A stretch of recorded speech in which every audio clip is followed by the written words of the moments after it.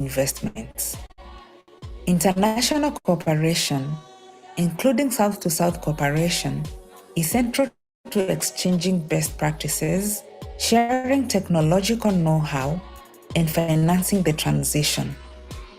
Decision makers need a bold vision and comprehensive approaches, such as an African Green Deal, to turn the possible socio-economic benefits of sustainable development into lived reality for all Africans.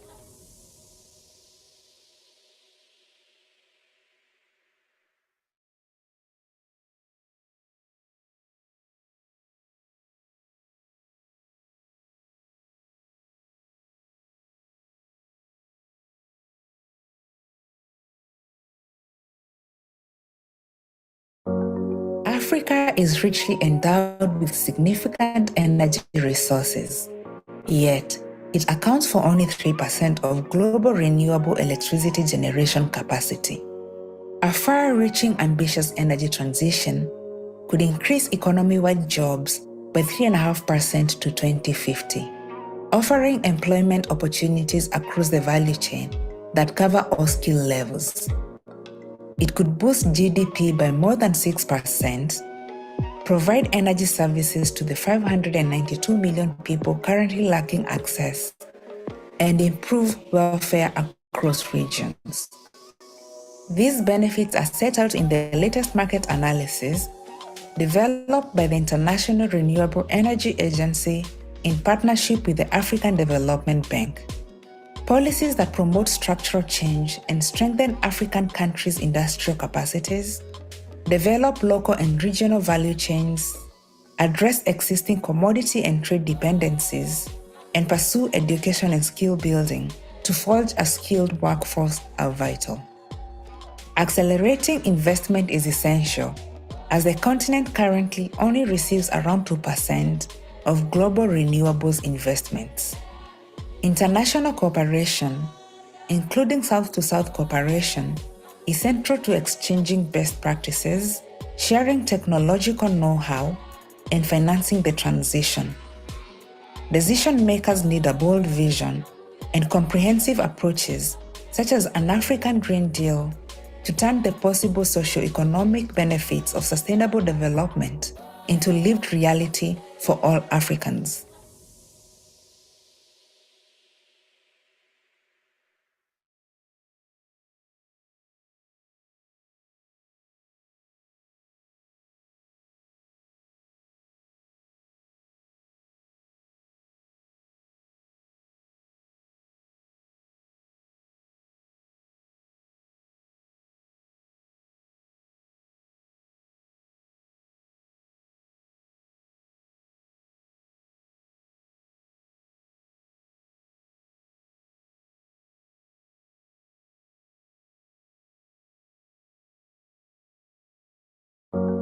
Africa is richly endowed with significant energy resources, yet it accounts for only 3% of global renewable electricity generation capacity. A far-reaching ambitious energy transition could increase economy-wide jobs by 3.5% to 2050, offering employment opportunities across the value chain that cover all skill levels. It could boost GDP by more than 6%, provide energy services to the 592 million people currently lacking access, and improve welfare across regions. These benefits are set out in the latest market analysis developed by the International Renewable Energy Agency in partnership with the African Development Bank. Policies that promote structural change and strengthen African countries' industrial capacities, develop local and regional value chains, address existing commodity and trade dependencies, and pursue education and skill building to forge a skilled workforce are vital. Accelerating investment is essential, as the continent currently only receives around 2% of global renewables investments. International cooperation, including South-to-South cooperation, is central to exchanging best practices, sharing technological know-how, and financing the transition. Decision makers need a bold vision and comprehensive approaches, such as an African Green Deal, to turn the possible socio-economic benefits of sustainable development into lived reality for all Africans.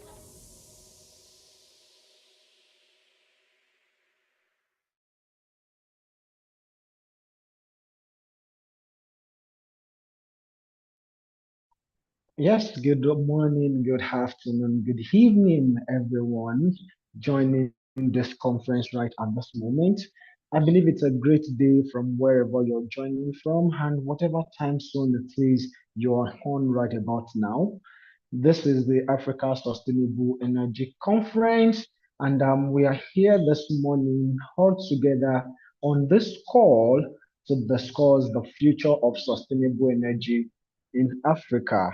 So, on behalf of the leadership of AIIDEV Africa, I welcome each and every one of us, all delegates joining us from the different parts of Africa and beyond, right on this conference this very day.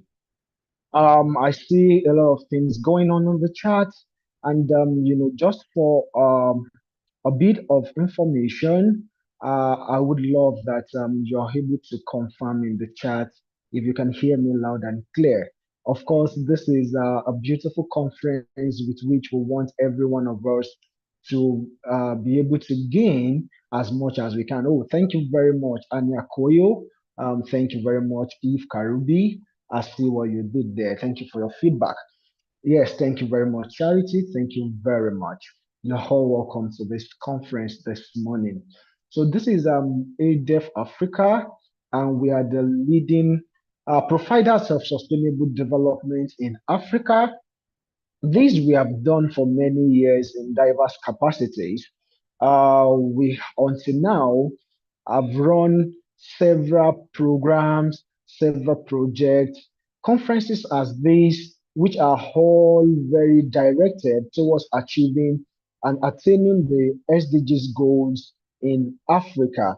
So if you're joining us and you're meeting us for the first time, you really do not know what AIIDEV Africa is all about. I'm glad to inform you this morning that you are at the best place if you're that person that is interested in driving sustainable development in Africa. And may I introduce to you a few of the ways that you can be a beneficiary of our offers or join us in driving sustainable solution in Africa. We have varieties of programs at AIIDEV Africa. One of it, which is a paramount project that we run at AIIDEV Africa, is the Sustainable Energy Accelerator, which has informed this conference with which you all are joining this morning. And I'm pleased to inform us that right on this call today, we're really going to be seeing what our fellows have done over the couple of years before now. And beyond that, we also have some other amazing SDGs focused programs that we run at AIIDEV Africa. I like to believe that before we finish this conference, we'll have that time to get to introduce some of the other services that we provide to you right on this conference.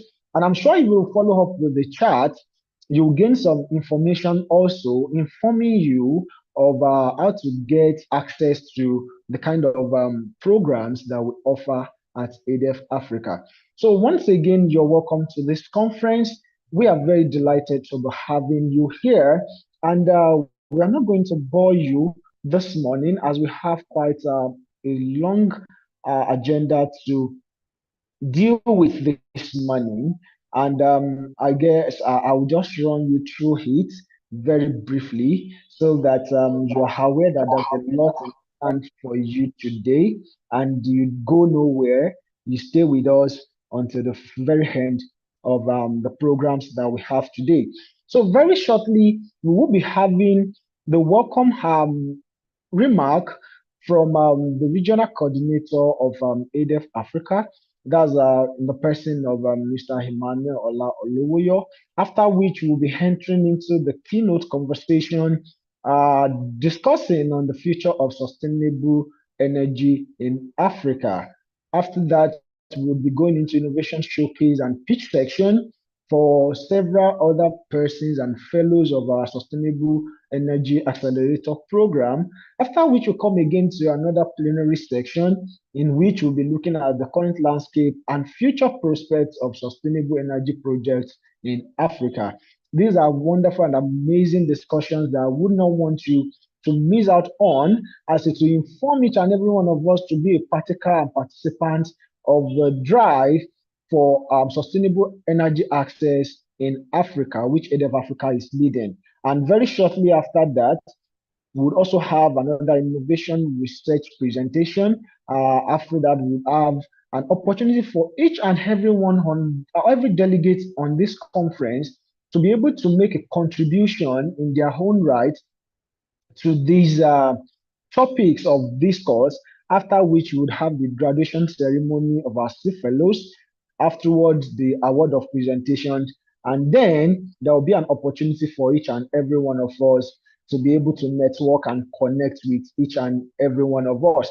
And right about now, I guess if you're concentrating your attention a little bit into the chat, we have some prompts coming in from our program coordinators, because we really want to understand the diversity of our delegates who are joining us today. We would like for you to be renamed in a specific format, which is going to be shared right in the chat with you now. Of course, we want you to understand and make some interregional connections, and we want to be able to showcase the diversity of our attendees based on geographical scope and location. So please, when you have the prompt in the chat, do well to make do with the instruction that's contained in the prompt. So very quickly now, I'd like to hand over to Mr. Emmanuel Olaoluwoyo, the regional coordinator of AIIDEV Africa, who is going to deliver the goodwill message and officially welcome you all to this conference this morning. Hi, I'm Mayowa Omioshin, the head of programs and operation at AIIDEV Africa, and I'll be with you right on this conference till the very end today. You get to see me quite often, and of course, I'm sure that you're happy to see my face, and I'm happy to see your face as well. So stay with us to the very end. Mr. Man, over to you, sir. Absolutely, Mayowa. We are happy to see your face and your beautiful cap. A very good morning to you, each and every one. Thank you to all delegates joining and every of our esteemed speakers that are on this call today. And good morning or afternoon to you from wherever you are joining from. And it's with great honor and excitement I welcome each and everyone to this African Sustainable Energy Conference, and which today marks a significant milestone in our collective journey towards a bright and more sustainable future for our continent, Africa. Yeah, we are the stakeholders, we are the real change makers, we are the real custodians of African progress, African sustainable development, African energy future. And it's very, very important for us to live beyond that thoughts of we saying that we're just stakeholders, we are hot professionals, but as custodians of African energy future, it's time for us to look towards this vision of progress, vision of innovation and sustainability. And rightly said, when you mentioned the theme of this year, the future of sustainable energy in Africa, which speaks to the heart of our mission in AIIDEV Africa. And he has already shared some things as regards the organization, so I might not be doing that again this morning. But we are here today to explore, to discuss and shape the pathways that will lead to a transformative energy future for Africa. And looking at the theme for this year, this challenges us to envision what lies ahead and the bold steps that we need to take as citizens, respective from different African countries, which we are joining from. And we are so glad that we have people joining from different, not just from within the African continent alone. We have people joining from Europe. We have people joining from all other continents. Thank you for joining us this morning. And this morning, we are not just talking about sustainable energy alone. We are laying a foundation for an Africa that thrives on renewable resources, an Africa that leads in the global energy transition, an Africa that provides equitable access to clean, affordable, and reliable energy for all its people. And as we engage in dialogues, deliberation in today's event, I want to encourage each and every delegate on this call, and both on Zoom and each and everyone joining on YouTube, because I can also see a lot of people joining on YouTube, to act innovatively, and let's see how we can get to collaborate. Each and every one of us definitely brings a unique perspective, a wealth of experience from our respective organization, from our respective institution, and we believe that we, through this passion, we can ignite change, we can ignite transformation towards energy future in Africa. We believe that this conference is also going to be a launch pad for a lot of ideas, groundbreaking partnership. I know that there's still a session for each and every one of us to get to network in the course of this event, and we can get to renew our commitment towards a greener Africa.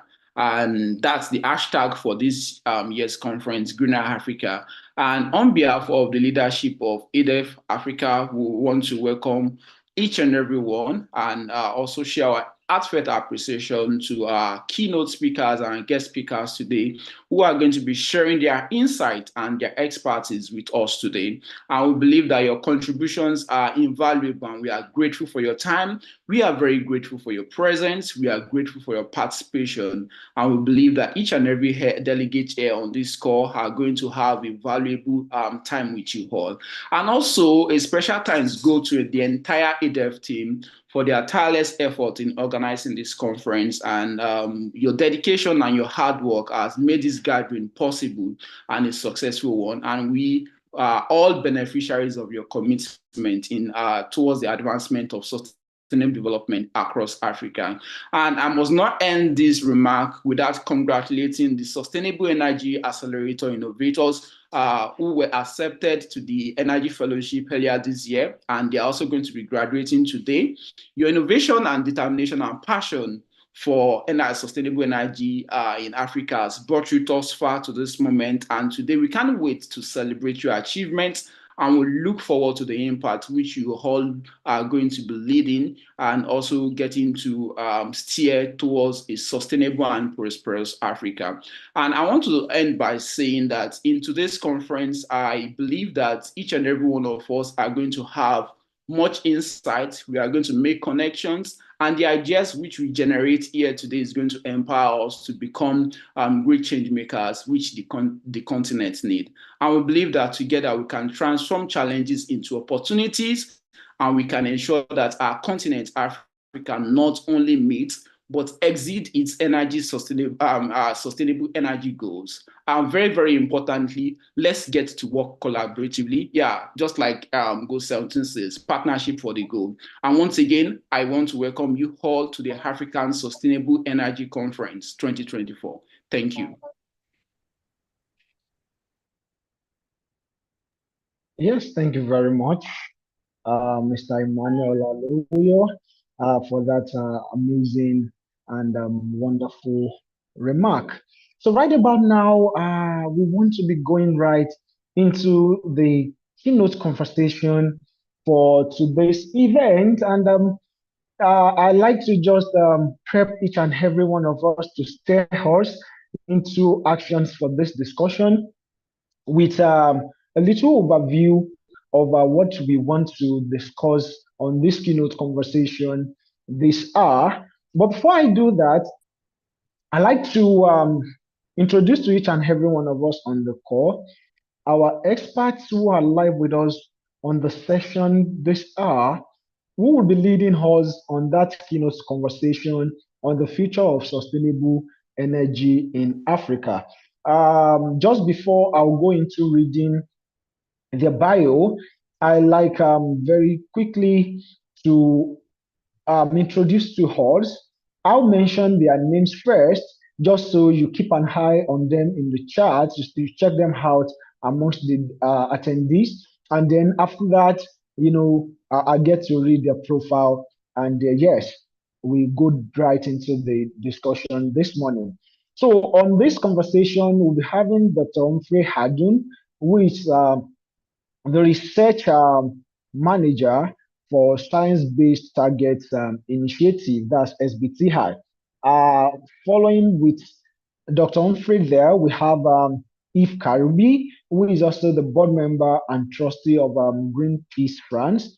And joining the conversation is also Mr. Deniji Michael Oluwafemi, who is the senior technical officer for NCCEC Energy Commission of Nigeria. So if I have these amazing speakers on the call this morning, before I go right into reading your profile, I'd like for you to just say hello to the audience that we have, and thereafter we'll go right into reading your profile for each and everyone to meet you and get to welcome you to this conversation. So Dr. Humphrey, Yves Karoubi, and Mr. Deniji Michael, if you're right with us on this call, could you just, yes, I see Heath there.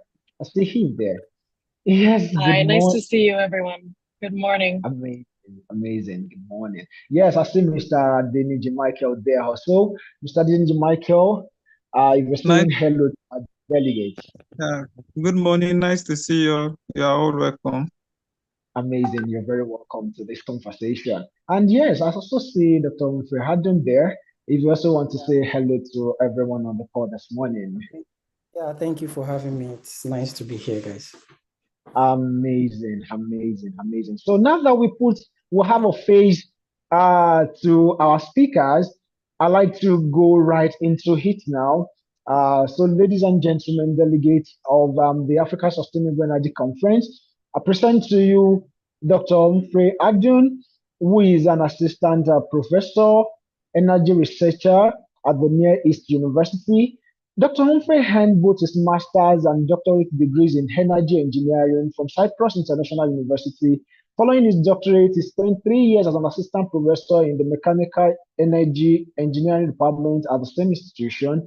During his tenure, he played a key role in establishing the university's sustainability research hub and was recognized as the most excellent researcher from 2021 to 2023. Humphrey has made significant contributions to decarbonization studies with around 70 research publications in reputable journals.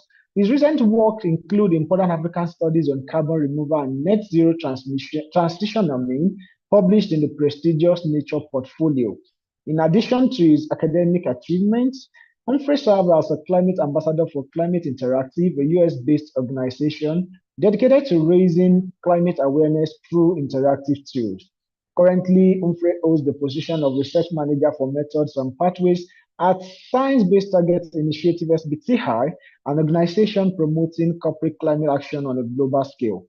Outside of his professional life, Humphrey enjoys traveling and is also a passionate fiction writer and a poet.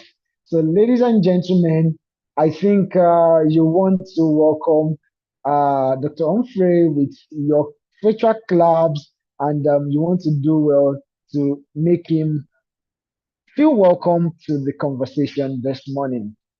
So while we're welcoming Dr. Humphrey, I'd like to go on to read to you the profile of Yves Karoubi, who is the board member and trustee of Greenpeace France.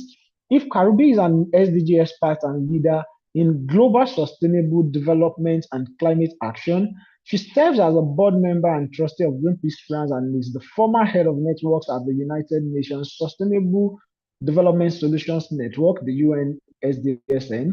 Eve joined the SDSN in 2012, and for over a decade, she led the development of regional and national networks globally and contributed to work on data and monitoring for the SDGs, including the Sustainable Development Report for Africa. Previously, she worked for the International Energy Agency on capacity building in developing and emerging economies, and as at the OECD on sustainable energy in the Sahel and West Africa. Eve has taught graduate courses on sustainability at Sciences Po Paris PSL University and HEC Paris. She holds a master's in international affairs from Columbia University School of International and Public Affairs, that's SIPA, and a master's in affairs internationals from from Sciences for Paris and a BA with honors from Smith College. In parallel to her work, she is currently pursuing a PhD at Paris Dauphine University. So, ladies and gentlemen, I am sure you can see the laudable impact of our esteemed speakers this morning, and you want to do them the honors of respecting this profile by shouting them and giving them the virtual claps, even if that's what we have right about now. And I go ahead to read to you the profile of Mr. Adeniji Michael Oluwafemi, who is the Senior Technical Officer at the NCC Energy Commission of Nigeria.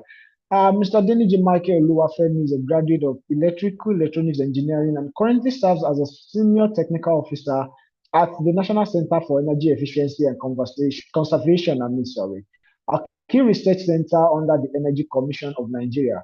With expertise in renewable energy, energy efficiency, energy storage, and energy audits, Michael is dedicated to advancing sustainable energy solutions in Nigeria. Mr. Adeniji also serves as the National Vice Chairman, Nigeria National Technical Committee on Electrical Installation, Accessories, and Safety Regulation.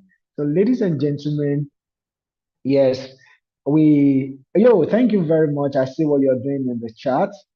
Yes. I see the clap. George Isaiah, thank you very much. And everyone else too, the delegates across the YouTube channel, thank you for your emojis. And of course, we are delighted to have you all here this morning. So just to set the tone for this conversation, yes, Fabrice, I see what you're doing there. Thank you very much for being an active delegate also. Thank you very much. So this morning we're going to be having an amazing conversation on the future of sustainable energy in Africa. And of course, your moderator, I am still Mayowa Onioshin, the head of programs and operation at AIIDEV Africa. And together with the three amazing guest speakers that we have today, we want to be looking at what the future of sustainable energy is in Africa. And, I am sure that this is not new to each and every one of us because majority of the delegates on the conference today are African nationals. And definitely, as much as we feel that we know so much, I'm promising you that there is a lot to still learn right on the conference this morning.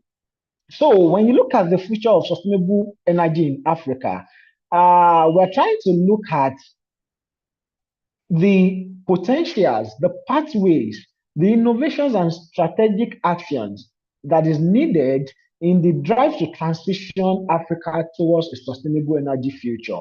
Of course, so this discussion this morning will focus on identifying the challenges and opportunities within the African continent's energy landscape, and more importantly, how various stakeholders, as the delegates on this conference this morning, as well as other stakeholders, can collaborate to achieve significant progress in the energy sector of the African continent. And I'm sure that our esteemed guest speakers on the call today will be helping us to highlight cutting-edge technologies and innovative business models that will drive a successful energy transition. And they will also emphasize the sustainable solutions that can be adapted across the different regions of the continent. And I guess at the near end of the discussion, each and every one of us will look at the possibilities of fostering partnerships among private sectors, government entities, non-government organizations, international agencies, all towards achieving the goal of creating a collaborative environment that encourages shared knowledge, resources, and strategies to accelerate the adoption of renewable energy within the African continent. So right about now, I like to start this conversation with Eve this morning. Of course, I think it's nice to do the ladies first, right? So yes, good morning once again, Eve. I hope it's a beautiful morning in France as much as it is here in Nigeria also. Hi, good morning, good afternoon to everybody who's joining us from around the continent and around the world. I want to open by saying that I apologize because I'm currently in transit and might not have a reliable connection. So I might cut out at times, might be able to stay for the whole conference, but I'll do my very best. And in any case, it's a great pleasure to be with you all today. I sincerely want to thank the organizers for their fantastic inviting me and all of you for joining today. It's a big question that you've put to us, right? This question of the future of sustainable energy in Africa. I think before we look to the future, maybe we should look at the present. As our kind moderator said in the introduction, my background is working now for the past 12 years on the Sustainable Development Goals. So those of you that are familiar with the SDGs know that they were adopted in 2015. So I've actually been working on the SDGs since before they existed. I was contributing to the elaboration of the goals and have spent many years working across the African continent, in particular on different aspects related to sustainability. In the opening video, not all of you were connected, but it was an excellent video from IRENA, which is the International Renewable Energy Agency, summarizing one of their latest reports on sustainable energy in Africa. And I want to kick us off just by sort of starting with the present day picture of what the status is in Africa today. Right now, Africa only represents the whole continent about 3% of renewable energy installed capacity. And even though there's been a huge increase, about a 10-fold increase in investment over the past decade, that still is only 2% of global investment in renewable energy. So given the size of the continent, we're really underperforming in terms of capacity and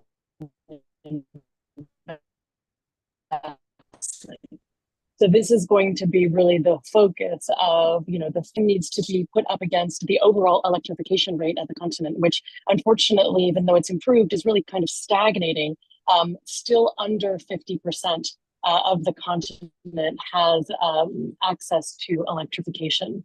And I think this is really the key question for me, and why I think that for Africa, SDG 7, which of course is focusing on clean, affordable, and reliable energy, is really one of the key SDGs that will unlock so much of sustainability, jobs, improve education and healthcare, is that we really need to focus on ending energy poverty as this catalytic SDG to help the whole continent achieve all of the Sustainable Development Goals.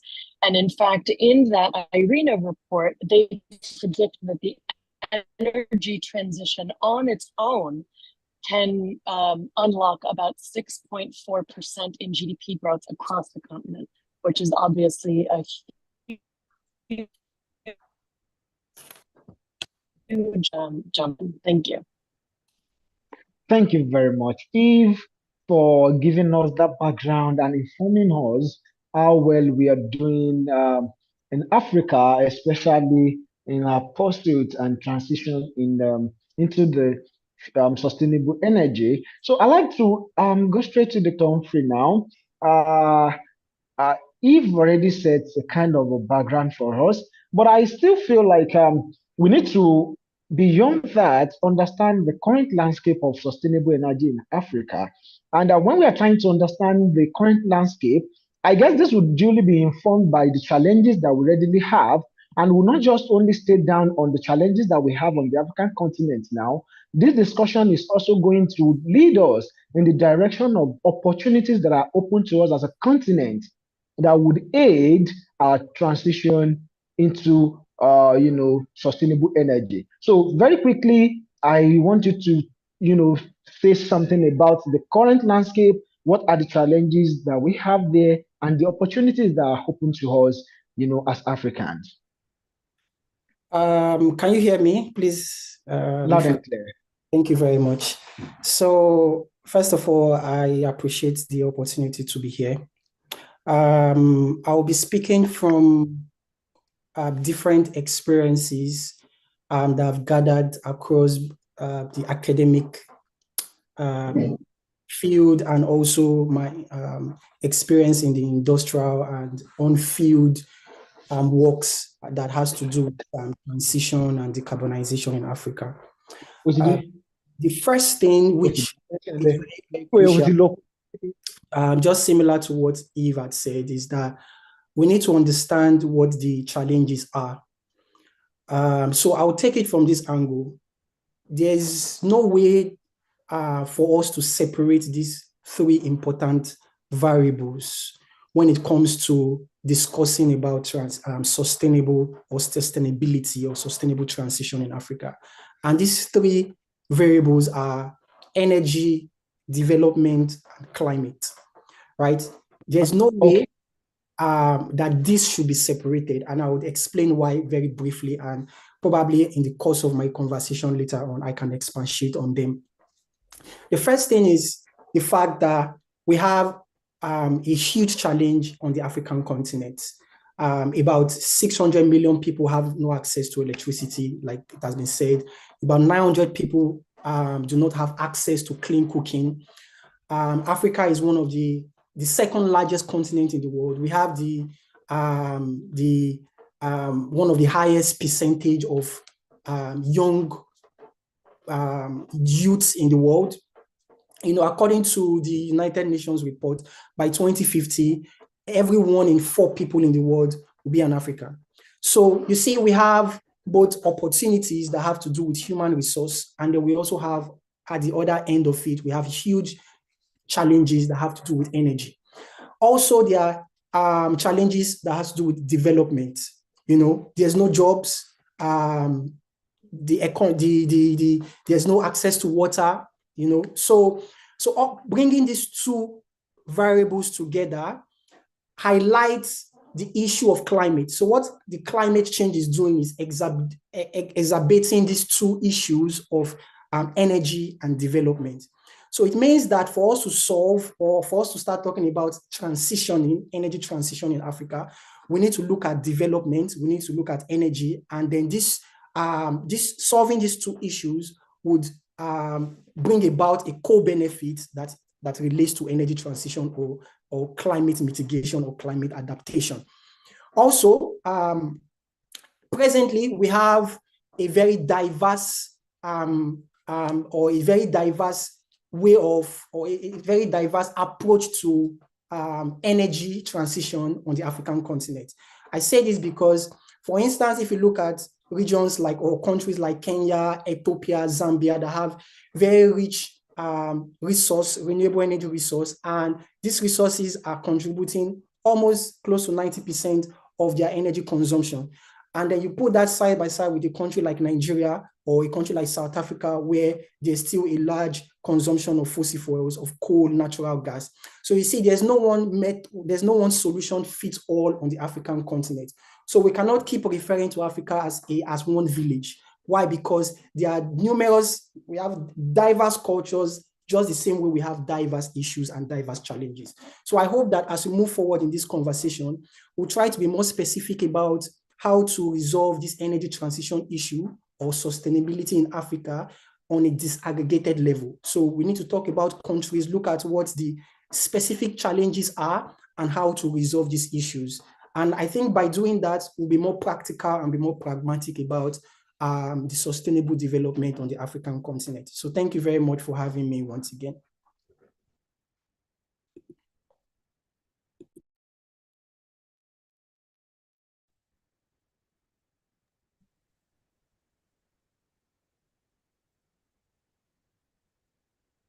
Hello. I guess we can't say Dr. Humphrey again. Okay.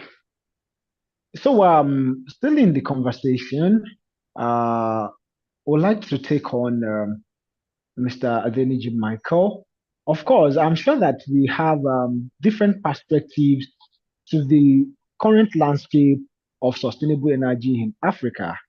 And more importantly, I want us to tailor this discussion even to the depth of grassroots development in Africa.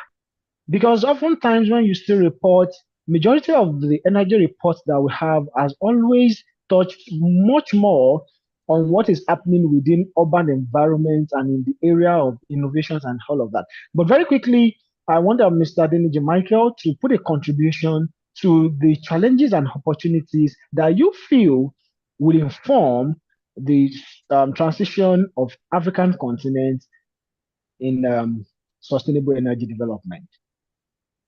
Yeah, thank you. Good morning to you all. Please, can you hear me? Can you hear me, sir? Yes, we can hear you. We can see you. Okay.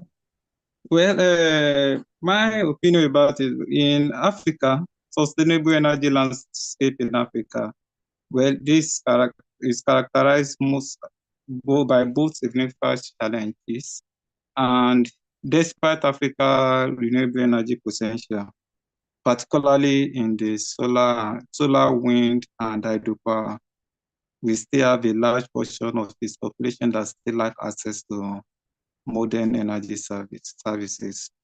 But if you are to look at the key challenges, well, firstly, we have, like the second speaker says earlier, we have energy access challenges. Approximately, I think we have more than 600 million people in Africa that still have access to electricity, especially the rural areas.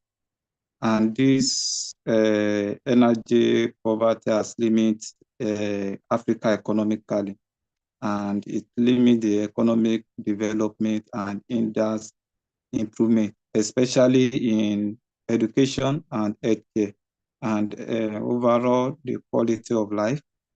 And one of the key challenges we have is infrastructure deficit. Well, many African countries suffers a lot from outdated and inadequate grid infrastructure. Let me just say 80% of Africa's country, which really hampers integration of renewable energy and result in frequent power outage. Most of our transformers, our grid are not smart enough. We do not have, we really have mostly overall our infrastructure in Africa when it comes to electricity are outdated, or let's just use the word inadequate. Well, one of the key challenges we also face in Africa when it comes to key challenges in sustainable energy, we have financial constraints.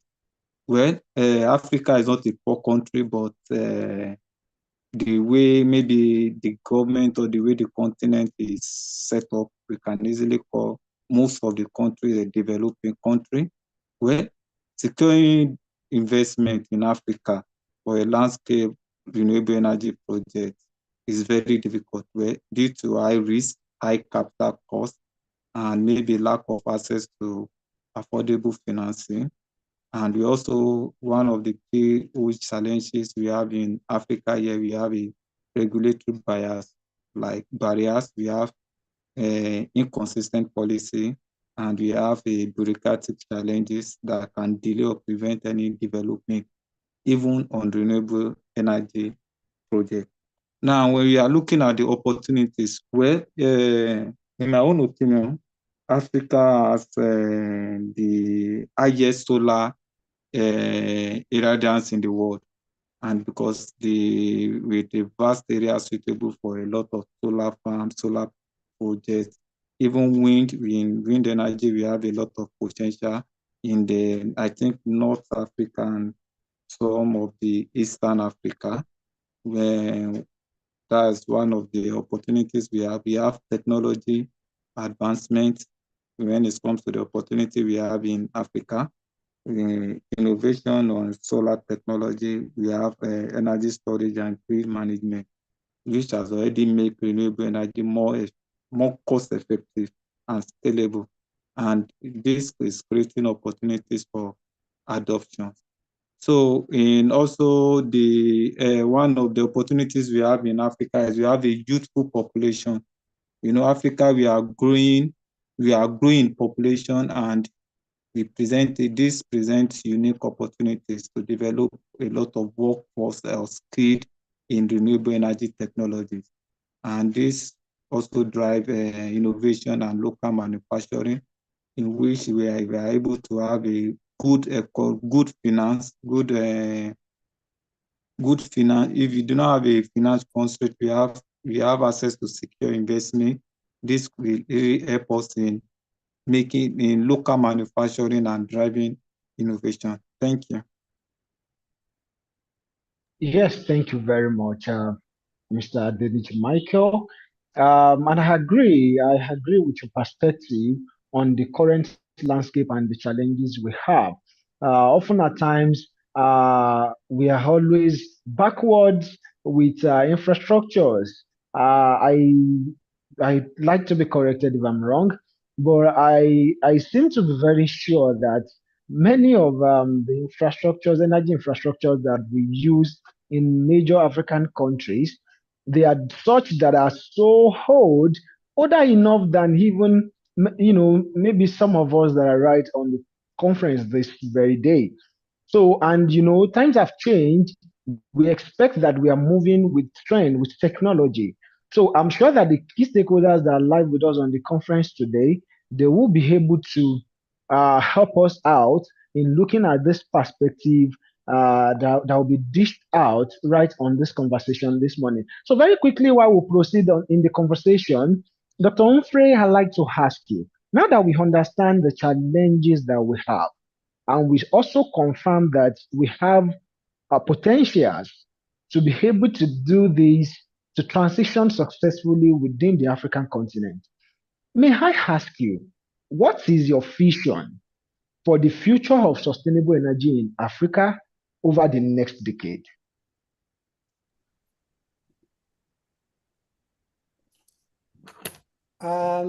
Thank you for that very brilliant question.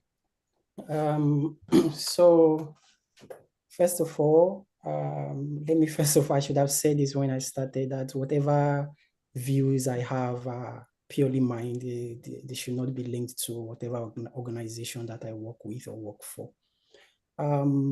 My vision for sustainable transition in Africa is one that is very optimistic. Despite the challenges that we have mentioned about the development issues, the infrastructural challenges we have in Africa, the good news is that Africa houses up to 60% of the renewable energy resource we have globally. We also have vast land resource. I also mentioned earlier that we have huge human resource also on the continent, as one of the largest, having one of the largest population in the world. So I think that what we really need at this present moment is very effective policies that can drive Africa to becoming to be at the front seat of global decarbonization projects. We can do this because we also have close to about 30% of the mineral resources that is required for transition projects. According to the last COP event that took place, where it was mentioned that we need to triple renewable energy development globally, the question is, where would these critical minerals come from? Of course, they will come from Africa. Also, there have been recent conversation about carbon removals because they are required for net zero globally. Where would this come from? Also, it will come from Africa because we have huge land resource. So this highlights the fact that in Africa, we have what it takes to lead the world when it comes to global decarbonization targets. So we need climate finance to do this. We need very effective structure. We also need effective collaborative or effective collaborations, first of all, amongst the African continent or the African countries. And also we need to have a structure that will make us at the forefront of collaborative partnership with the global north.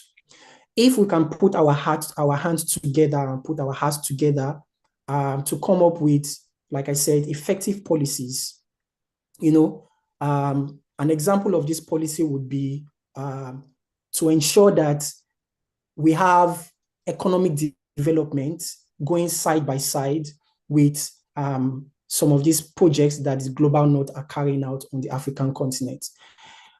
This will not only help us to transition sustainably as our economy is developing, it also helps us improve our economy in terms of our GDP. So like I said, we already have the resources. We already have what it takes. The science also shows that the world, the Global North needs Africa for their CO2 removal targets. So all we just need to be able to do is to have an effective energy transition plan. And presently, we really do not have that. And for us to be able to do this, we need all stakeholders, from the academics, from government, from the private sector, from the public sector, to be able to channel our energy transition so that this vision I'm talking about, where I say that I'm optimistic that Africa can lead the global transitioning project, will only be possible if we can come together to properly strategize. We need patience to do this also.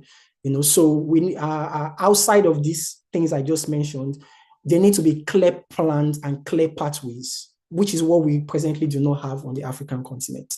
We need clear pathways to be able to do this. So to summarize, my vision is very optimistic that Africa can lead the world in global transitioning. But we can only do this if we can put our hearts together in terms of collaborative duties. Yeah. So thank you again for that question, AIIDEV. Yes, thank you very much. Thank you very much. I love the fact that your vision is an holistic one, and not just even giving a direct answer to the question that I asked, but even putting us in the path of the next question that I love to ask on what milestones that needs to be achieved to ensure a sustainable and prosperous energy future for Africa. So I love the fact that you're able to also touch on this. But before we leave that question, I want Mr. Deniji Michael to also share his own personal vision of the future of sustainable energy, and maybe also put a word or two to the key milestones that we need to achieve to ensure sustainable and prosperous energy future for Africa. Yeah, thank you for your question. Well, when it comes to my vision for sustainable energy in Africa over the next decade, well, let me just say my vision for Africa, for the future of sustainable energy in Africa, is around universal access to affordable, reliable, and clean energy in the next decade. And like the previous guest speaker says, this vision can be built around several key pillars. I think he do mentions transition to renewable energy. Well, in Africa, we are harnessed with a lot of abundant renewable energy resources to transition away from fossil fuel, and by diverse energy means where renewable energies and even particularly solar and wind play a dominant role. Energy transition is one of the key factors we should look in when it comes to the future of sustainable energy in the next 10 years. Well, another point I will also go for personally, my own personal view is maybe in Africa, one of the vision I would like to throw in is regional integration and cooperation. Well, in Africa, I think when it comes to collaboration, we are extremely poor. So that's why I'm going also with the regional integration and cooperation, where this will strengthen regional power pools across border, and energy trade will be optimized. And this will be this can easily reduce costs and improve energy security across the continent. So, like you also said earlier, I will also go for the integration and the collaboration within the continent. Well, as a national energy expert in Nigeria, my utmost vision for in the next 10 years. And maybe one of the key things we are working to at National Center for Energy Efficiency is innovation and local manufacturing. Well, like one of the projects we are currently handling in National Center for Energy Efficiency and Conservation is made in Nigeria LED bulb, which is 3, 5, and 10 watts. So I believe one of the biggest vision I have in the next 10 years is innovation and local manufacturing. I think Africa, we should be building most of our technologies locally, because we have the we have the youth, we have the capacity, we have the technical skills. What we rely so much on imported product. So Africa, I will say we should focus on building local capacity for manufacturing and innovation in renewable energy technologies. And this will also create a lot of jobs and reduce dependency on import and foster sustainable economic growth. And lastly, I will say that we should look at one of my plans, or one of the key things Africa should look on, is decentralized energy solution. I think we focus more on the grid. Maybe I will say we should look at being off-grid and mini-grid system, which is what I'm hoping we'll be able to adopt to electrify both remote areas and rural areas in the continent. And this system can be powered by renewable energy, and we provide energy independence to the communities. And like some other countries in the Western world, we realize that they use more of an mini grid system, in which is giving them a lot of renewable energy transition currently.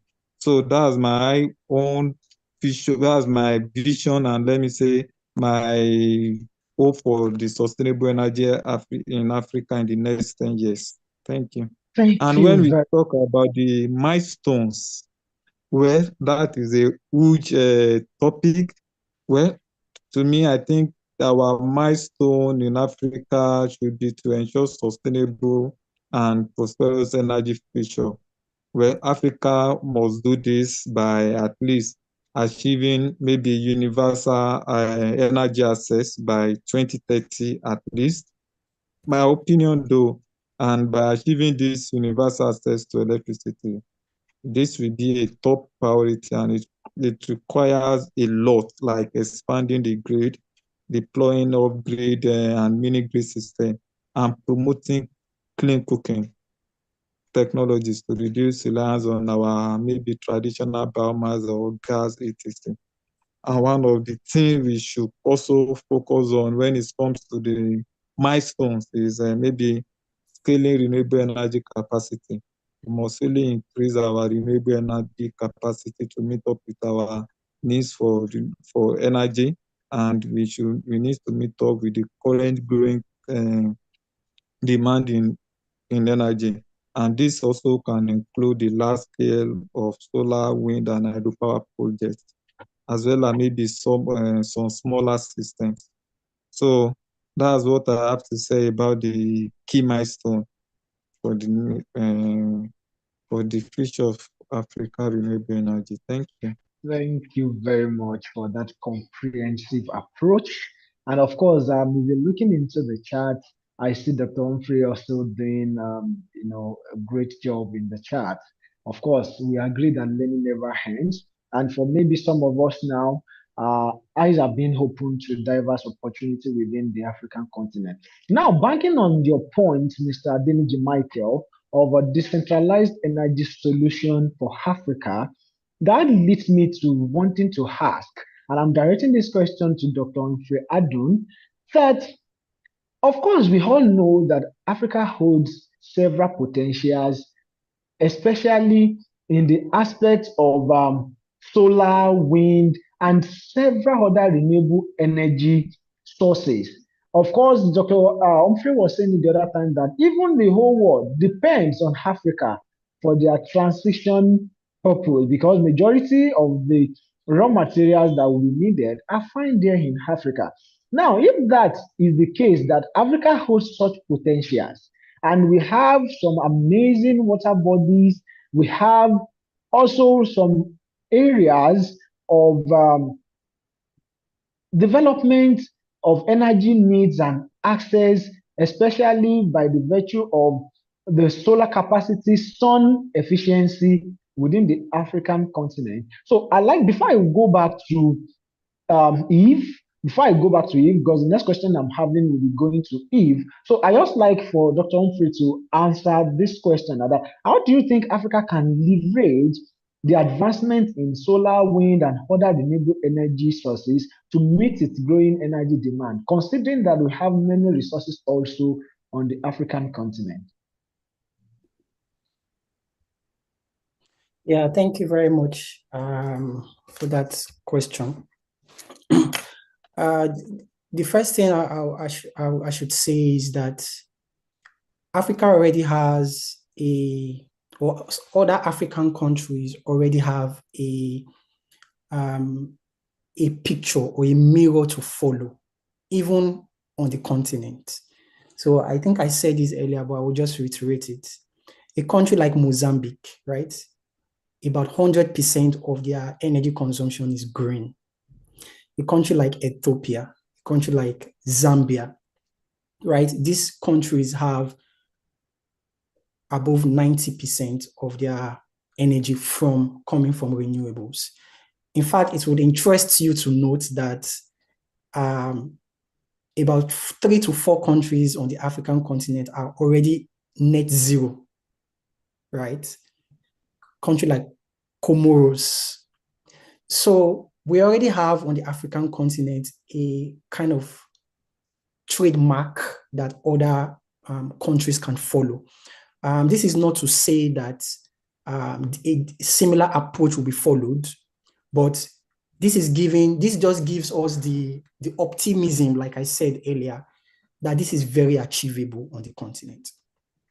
So back to your question, how do we harness these potentials that we have, right? Like I said earlier, for every energy transition project, finance is very crucial. So we need climate finance for sponsoring energy transition on the continent. Over the years, over the decades, we have always relied on international aid. For instance, in the COP, it has always been said that close to about $100 billion will be coming from the global north to the global south for climate adaptation. But the truth is, over the years, we've not seen a direct correlation with the finance that is being received from the global north translating to effective energy transition on the continent. So if you put this together, you would see that we need much more than just depending on international aid for our energy transition, because we need finance for carrying out this project. So one solution or one way in which we can go about this is to have, first of all, a very structured, collaborative network on the continent. This is something that is already springing up. If you are aware, we have what is called the WAP, that is the West African Power Pool Project, where I even did a study on that some years back, where the aim of this project is to have a regional grid system across the West African region, where every country contributes a percentage of their renewable energy resource to the grid system. So what this is doing is building capacity. It is also leveraging on the different technical know-how of these different countries. So that's one thing we need to continually develop on the region, on the continent. We shouldn't do it. Every country should not be trying to pursue their transition single-handedly. They need to be a collaborative network amongst African countries so that we can leverage our potential, we can also leverage our technical know-how, we can also leverage expertise, right? So this is one way in which we can do this. I know I don't have much time, so I'll just stay with this, and probably others will also know. Thank you very much, Dr. Humphrey, and I love that submission of yours. It is so satisfactory, and thank you for opening our eyes to the WAP project also. I'm sure it's something that interests every delegate and they want to read on right after this discussion. So while we wrap up this keynote conversation, I love to end this with Eve Karubi.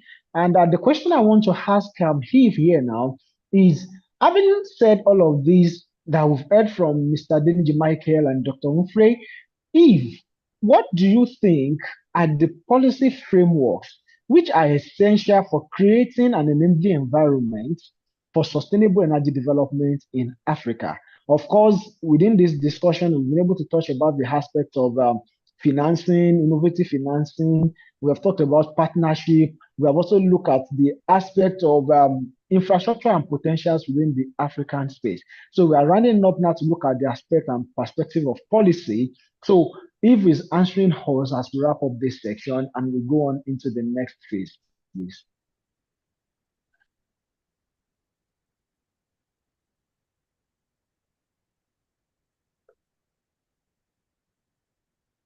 Oh, I guess maybe because Eve is still on transit, she's maybe having a little difficulty there. Yeah, let's end it then with Mr. Adeniji Michael.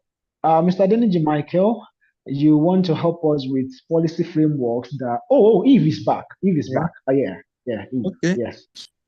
I'm back. Unfortunately, my connection is so spotty. But thank you for this.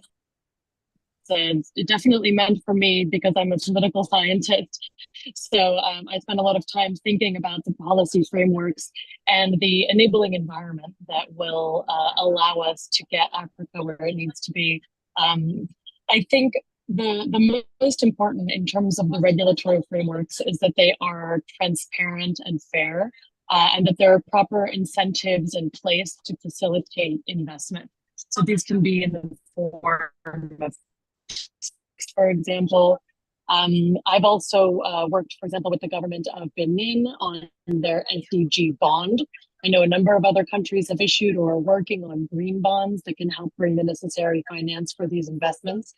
And I think in terms of policies, both of my fellow panelists made what I think is really the essential point about developing more sustainable renewable energy on the continent is the absolute crucial need for regional cooperation. And we're talking about milestones earlier. Some of the milestones I'd like to see really are getting these agreements formalized. So we have some examples. I think it's really just the beginning though.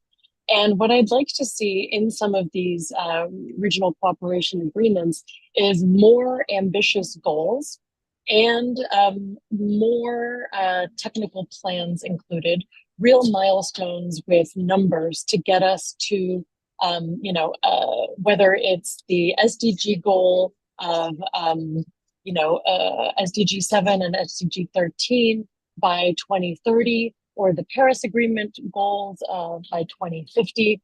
We have these global commitments, but how are we actually going to, have roadmaps to achieve them at the national and regional level? And so we need this enabling environment. We need good governance, of course, and we need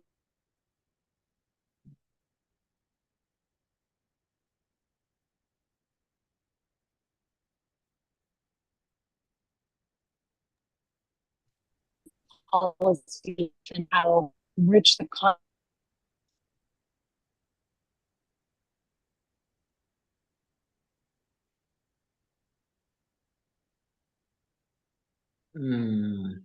I guess Eve is having a bit of a network glitch there. Okay. Yeah. So while we wrap this section in just 30 seconds, Mr. Adeniji Michael, could you just help us in wrapping up, please? Okay, thank you. Well, let me just, I think the policy question thrown to you.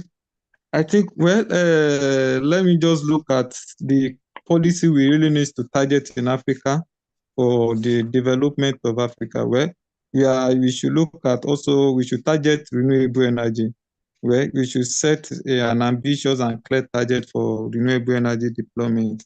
And this can also bring a roadmap for transition towards sustainable energy. One of the policy I think we should also look at is the energy access policy, in which we are working on over here in Nigeria through Energy Commission of Nigeria. We should also develop policy that prioritize the expanding energy access to the undeserved community, particularly in rural areas, which this can also help to address energy poverty and promote inclusive growth. And one of the policy we are also looking at is the energy efficiency policy. We should also look at the implementation of energy efficiency policy and standard for buildings, appliances, and industrial process. And this policy, our aim is that it's going to reduce the demand and promote sustainable energy consumption practices. So it's nice being here, and it's a great privilege to be one of the guest speakers for this program. I want to appreciate AIIDEV for the opportunity and the privilege they give to me to speak in this conference. Thank you very much. God bless you. God bless Nigeria. God bless Africa. Yes. Thank you very much, Mr. Adeniji Michael. And before we go, finally, if I understand it was your connection, I saw the message. Please, for all the speakers, I'd love for you to share your LinkedIn, your any form of connection to you across social media, so our delegates can follow up with you. I'm sure that you share key insights on your profiles that can inform development and opportunities for many of the delegates on this conference today. And for a final insight, Dr. Humphrey, in 30 seconds, let's have a takeaway, from you as we wrap up this section and we're out of here now. Yeah, thank you very much. So my takeaway would be to employ everyone that is here to participate in this energy transition program. You're doing a great job. This organization is doing an amazing job. However, like I said earlier, we need everybody to be on board. We need both the private and the public personnel. So whatever path you can play, it could be in the aspect of research. It could be in the aspect of, development of maybe a solar company or, the policy aspect. I'm just employing every one of us to get involved. We as African youths, the onus lies on us to further this climate or sustainable actions, because it's not just only for us, it's also for the generations and the generations to come. So whoever wants to connect to get more or direction or whatever requirement that you will need, I'm always available for such support. So thank you again. Thank you very much, our amazing guest speakers, Mr. Adeniji Michael, Dr. Humphrey, and Eve Karubi. Thank you for even making out this time out of your very busy schedule. We appreciate you, and on behalf of the leadership of AIIDEV Africa, we are saying thank you for this amazing insights that you've shared. We hope to be able to continue this conversation across social media, tagging key stakeholders to your insights and the extracts from this discussion this morning. And on to the very next now, I'll be handing over to Mr. Olufemi Abioye, who is going to take charge of the next phase of activity on the conference, which is the innovation showcase and pitch section. This is where we take a bow from the key conversation of this morning on the future of sustainable energy in Africa. But do not go away. We still have so many other things planned for you to enjoy this conference to the very best. Thank you very much. And I say, continue enjoying yourself, everyone. Bye for now. That's to the guest speakers, not to the delegates, though. All right, Mr. Femi, over to you, please.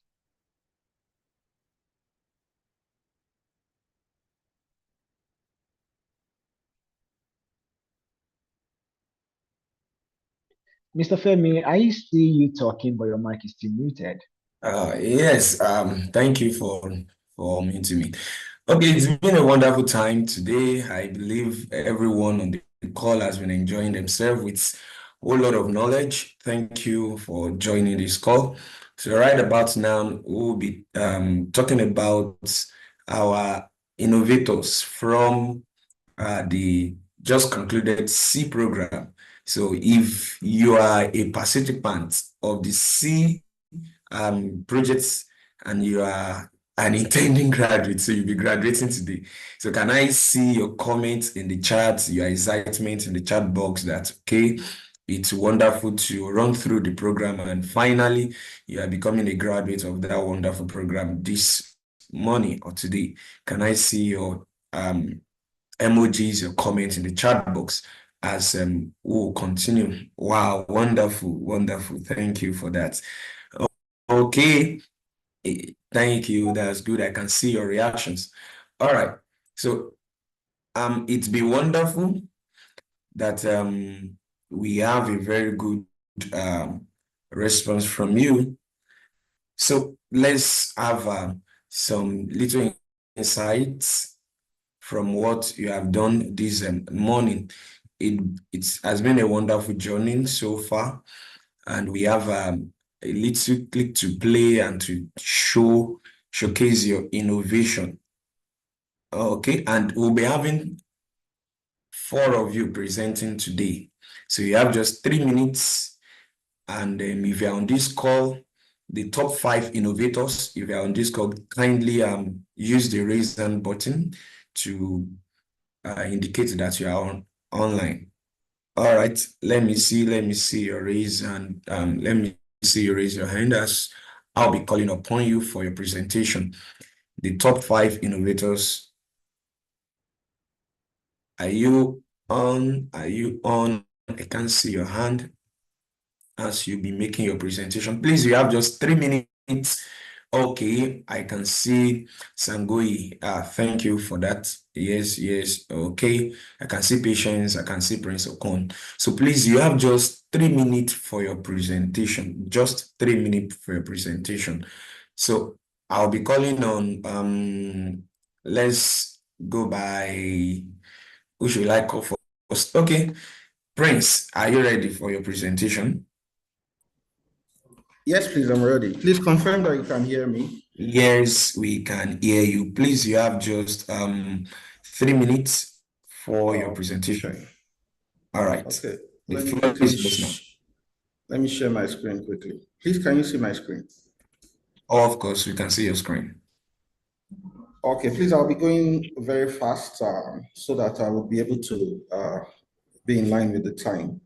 So the topic of our innovation is sustainable energy storage for solar home systems in rural communities around Abuja in Nigeria. Abuja is the federal capital territory of Nigeria. So to the background, we have found, just like we have spoken already, most of the speakers have already said, that access to energy, especially in rural communities, is a problem in Africa generally, and it's so in Nigeria as well.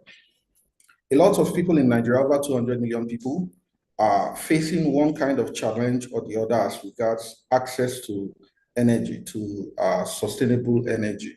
55% of the population lack access to energy totally. And one of the ways we can solve this problem is through sustainable energy. In particular, we target solar home systems. This is because Nigeria as a nation have ample solar resource. Most of the country has extended daylight exposure to the sunlight.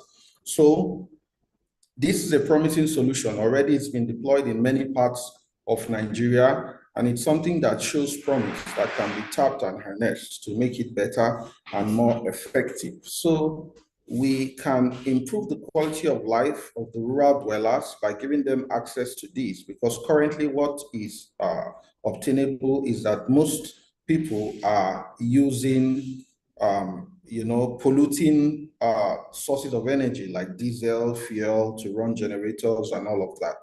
And we have a vision to be able to expose more and more, integrate more and more people into solar home systems that can help them to be able to store up solar energies in batteries during the day and get to deploy it throughout the time they need it later in the day. So essentially, these are the questions that our research sought to answer. What are the existing energy storage technologies that are being used? How can these be used efficiently? And what alternative energies can we introduce to make the system that is already existing better?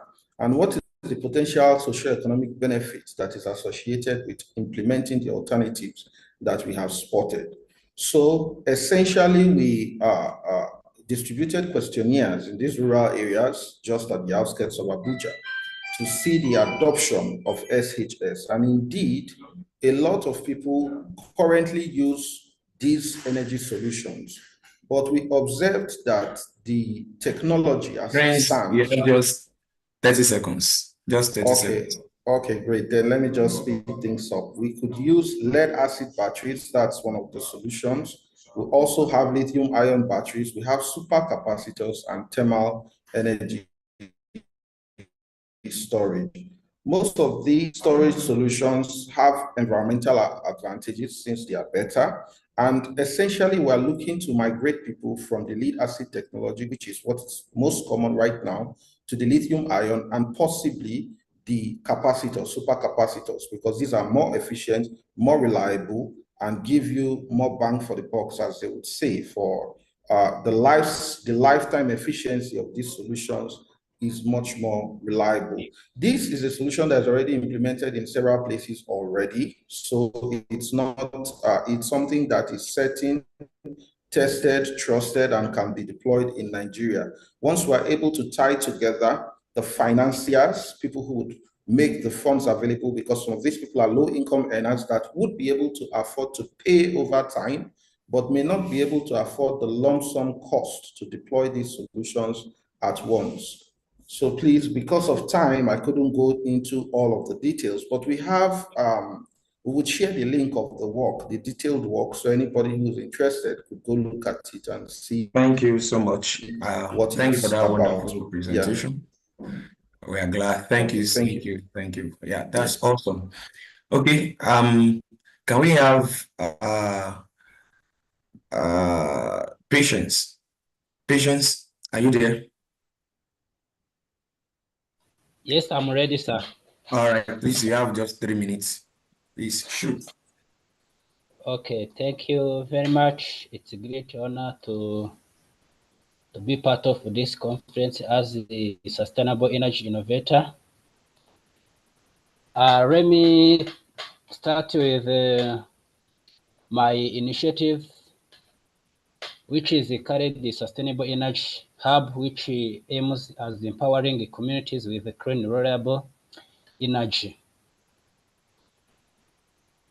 The overview of this hub is an innovative initiative devoted to providing affordable, reliable, and sustainable energy solutions to underserved rural communities. The mission or statement of my initiative is to empower rural communities through sustainable and decentralized energy solutions, fostering socioeconomic growth and environmental sustainability, where the key points of this initiative will be focusing on renewable energy sources such as solar power to minimize environmental impact, and the targeting area is the rural communities in Rwanda, and that is to decentralize the solution. My hub or this initiative will be decentralizing solution to the local communities.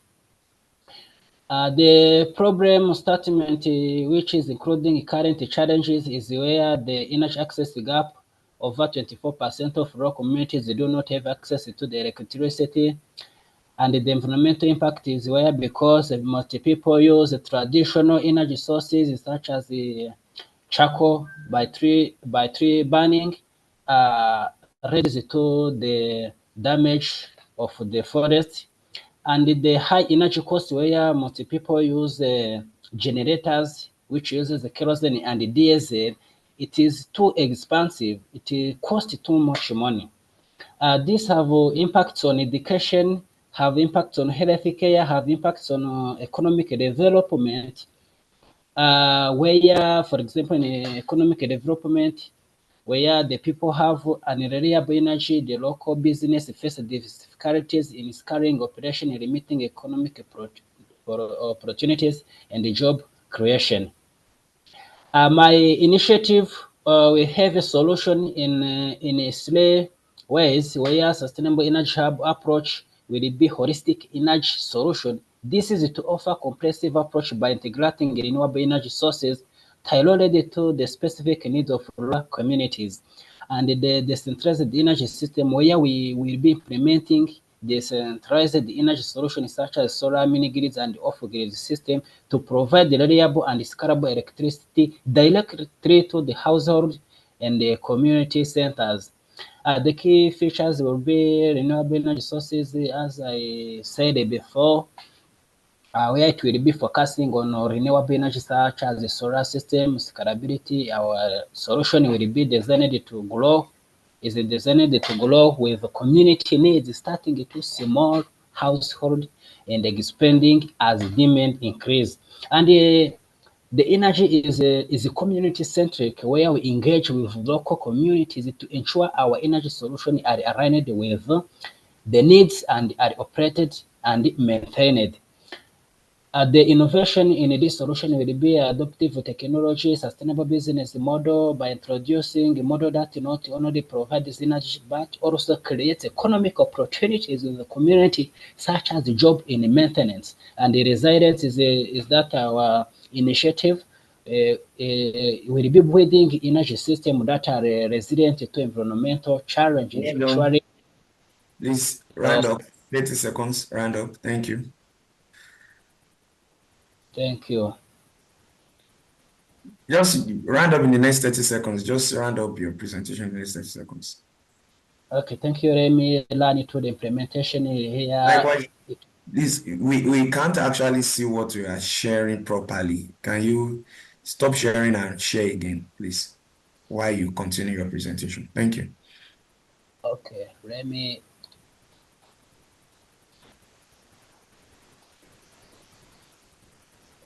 Okay, continue. Yeah, continue. Okay, thank you. Let's move to the implementation plan of our initiative. The first phase will be planning and assessment, where we focus on community need assessment to understand what really the community need. Feasibility study will be studying the technical challenges, technical issues of our initiative. The second phase will be partnership development, where we'll be engaging with government and non-governmental organization collaboration and private sector engagement. And the phase 3 will be the pilot project by initializing the deployment and community training about our initiative, which aims to bring or to collaborate with local communities as the initiative bring them together. And the phase 4 is about scaling and expansion, where we'll be receiving feedback and gradual expansion. Since we'll be starting working, we'll be able to receive feedback from both government and the non-governmental organization and the private sectors in order to improve our services that we'll be providing. The timeline will be in 3 phases, where in year 1, it is about the planning, a partnership, and the pilot project implementation. The year 2 to 3 will be expansion into additional communities, continuous monitoring, and optimization. And year 4 and beyond will be full scale of deployment across the target region with ongoing support and capacity building. Impacts and benefits of our initiative will be in 3 kinds, where it will have a social impact, environmental impact, and economic impact. For social, it will have improved the quality of life, educational improvement, healthcare improvement. For environmental impact, there will be reduced the carbon footprint, preservation of natural resources, and economic impact will be job creation, as I have said before, in terms of maintenance, and the economic empowerment and the cost saving. Core conclusion and call to action. The Sustainable Energy Hub is a transformative initiative designed to provide a decentralized renewable energy solution to rural communities, addressing critical challenges in energy access, environmental sustainability, and the socio-economic development. Vision for the future is that we invite a future where every rural community has access to clean, reliable energy, empowering them to thrive social and economically while contributing to global climate resilience. Call to action is we want you to support our initiative, collaborate with us, and then you can contact us via these emails. Thank you so much for your kind attention. Wow, thank you so much, Vision, for that. That's awesome. Thank you so much for that. So you can actually drop your slide if you want to. I think some people are actually requesting so that they get to interact with you better and your contact with them. All right, so as we continue, please, I know we have other innovators that still want to present. Please, let's take it one at a time so that we don't interrupt the person that is presenting. So, do we have Zongoyi from Zambia? Are you available? Zongoyi from Zambia. Are you on this call currently? Okay. If he's not, Mary from Kenya, Mary Muyao from Kenya. Mary Muyao from Kenya. Oh. All right. Hello. Yes. Okay. Let's have Ebenezer from Nigeria. Ebenezer from Nigeria, please continue. Let's have your presentation. Thank you. Just 3 minutes. Okay, thank you. Can you see me? This is Mr. Ebenezer from Nigeria. Yes, we can see you. Yeah, thank you for this wonderful opportunity to showcase my innovation and my project based on a Sparkwise initiative, which is the project that I'm already currently carrying out. Not estimation, not only ideation. It's ongoing. It's household appliances innovation powered by solar. As an educator and SDG advocate, and also a Teach for Nigerian fellow. This is a project that is going on in about other high school where we initiated a project seeing the community challenge of lack of electricity in the community, as well as climate impact where community members burn fossil fuels in the community. We decided to leverage this initiative to spark creativity in the life of students, to create innovative ideas, to create some appliances that is powered by solar, which they will use to solve some of the challenges they found in the community.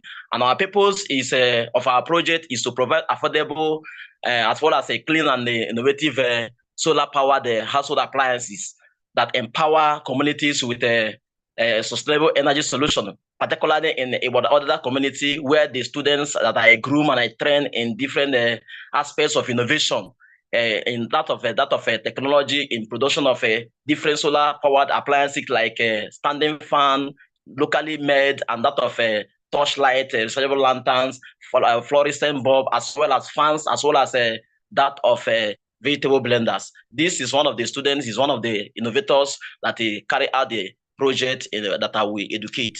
Now, our story, I said that our journey began with the desire of to address the lack of affordable, clean, and sustainable energy solution in our community, which is a other community, witnessing the struggles families and students face with unreliable power sources, which inspires us to go ahead in this particular project in constructing solar-powered appliances that is powered by solar. Then our passion for clean energy drives us to do this particular innovative, bring these innovative solutions to limelight, which create a brighter and future, brighter and greener future for our students, and they are happy doing it as we do it always. Now, this is the STEM club that we form in our school as we are creating different solutions. Parents can testify how they are using it in their homes because there is no electricity in their community. Now, the problem, which is part of what I said, of course, is not other community alone. It is a problem in Nigeria. About 70% of Nigerian houses or households suffer from inadequate electricity. As I said, that millions of households face inconsistent electricity supply.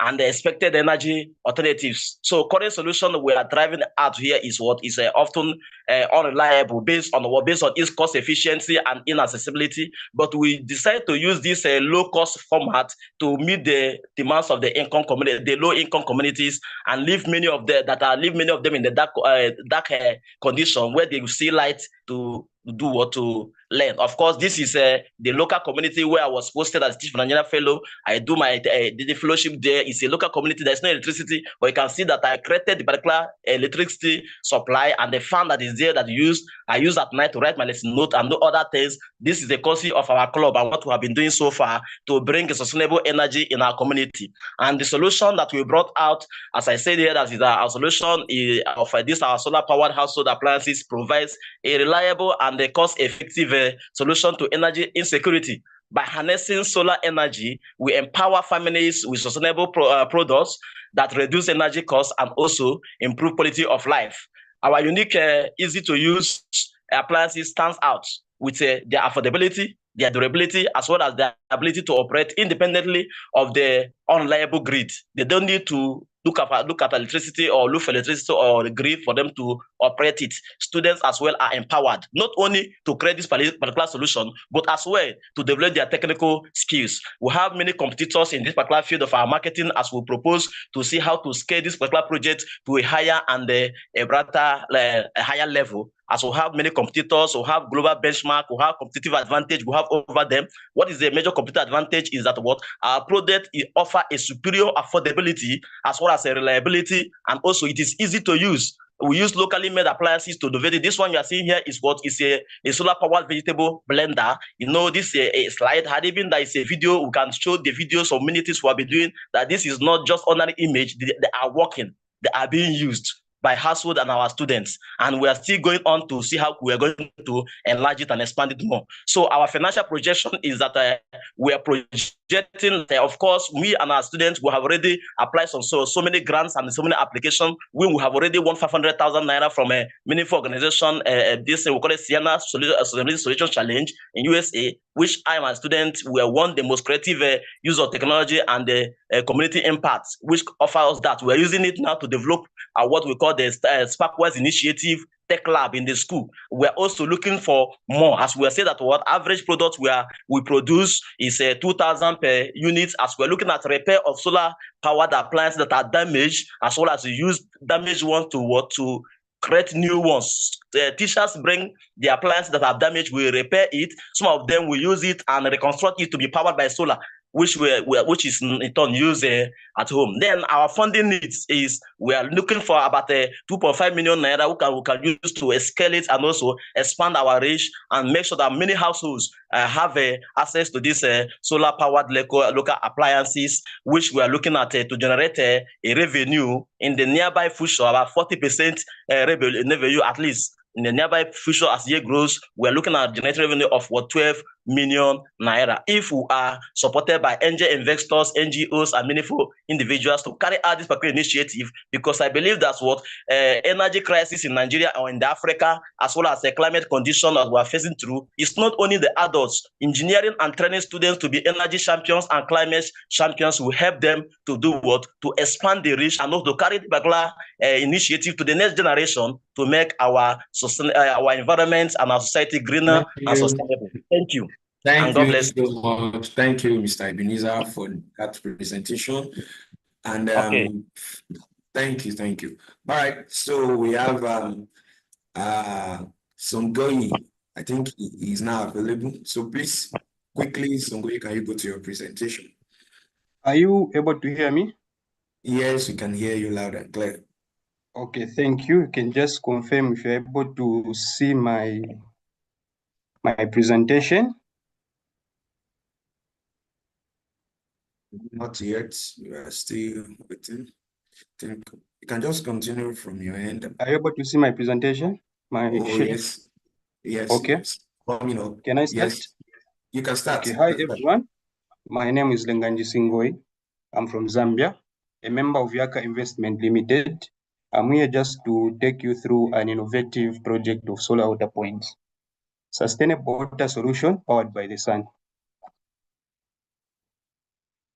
What is the worry? According to World Vision International survey of 2023, which shows 49% of Zambia's rural population relies on unsafe water sources. They lack access to safe, reliable, and easy access to water. I believe you agree with me that this is a problem that most of African rural setup face. What's the way forward? The solar water points are there to offer a solution by providing reliable access to clean water, cost effectiveness in low operating costs, environmental sustainability, empowerment, and social community impact, as can be seen. The target market basically relies in rural area households, rural schools, as well as rural clinics. Most of these areas are off-grid areas. Therefore, solar renewable energy offers an advantage to be used or applied in such areas. From the survey so far that we have conducted, me and my team, I'm able to tell you or inform you that available market size that we have just within Zambia sits around 1.1 million. The potential market size that we have sits around 900,000. The market value from market areas that we have is 15 million US dollars. Our product is basically an innovative project that utilizes solar energy to simply pump, purify, and distribute water in all areas that lack readily available access to water. The impact that this comes with is that we have an aim to address the SDG 6, which is clean water and sanitation.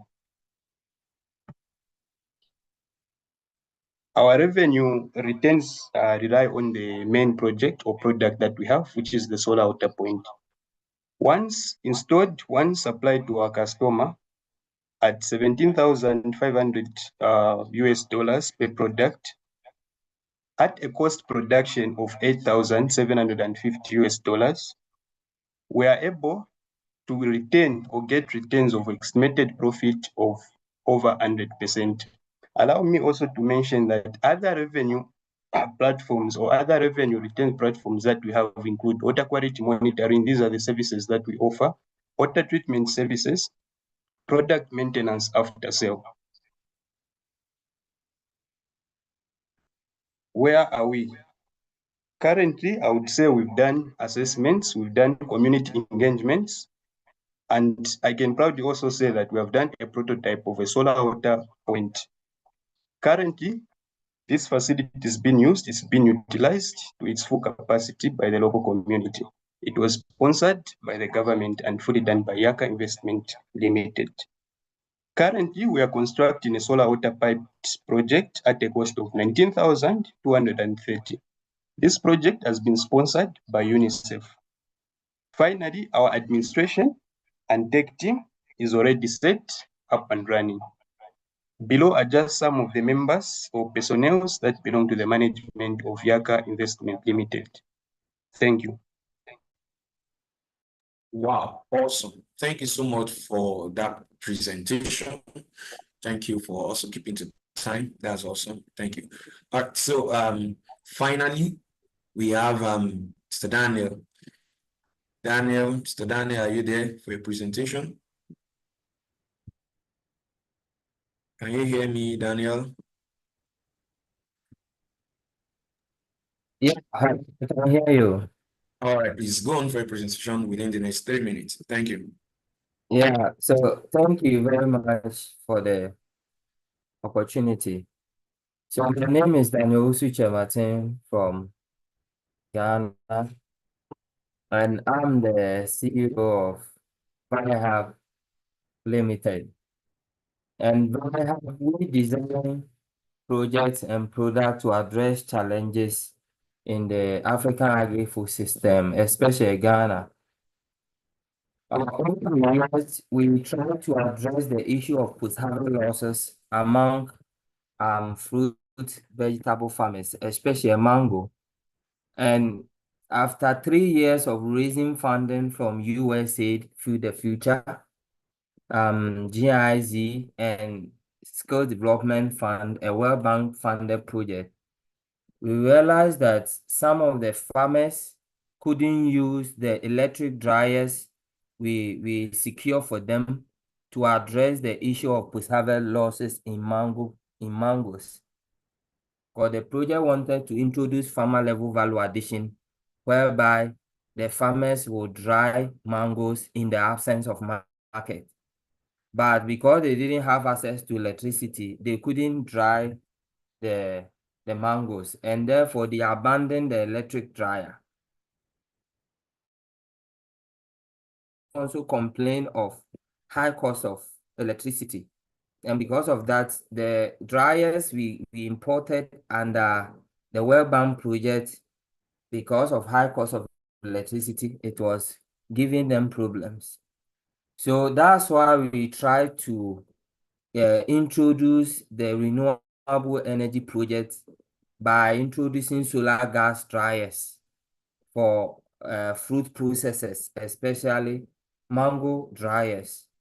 And so far, we have successfully introduced about 5 different types of solar gas dryers for processors in Ashanti, Bono, and other regions of Ghana. Now, the issues we are having with the solar gas dryers is that because they are locally fabricated, we are having a challenge, like sometimes the battle being bloated and also water entering these solar gas dryers. So moving forward, we are looking forward to partnering with anybody here who can assist us procure solar gas dryers, I mean quality ones for our farmers and agro processors in Ghana. Currently, we are securing a funding of $50,000 to commercialize solar gas dryers across and among other agro industries in Ghana.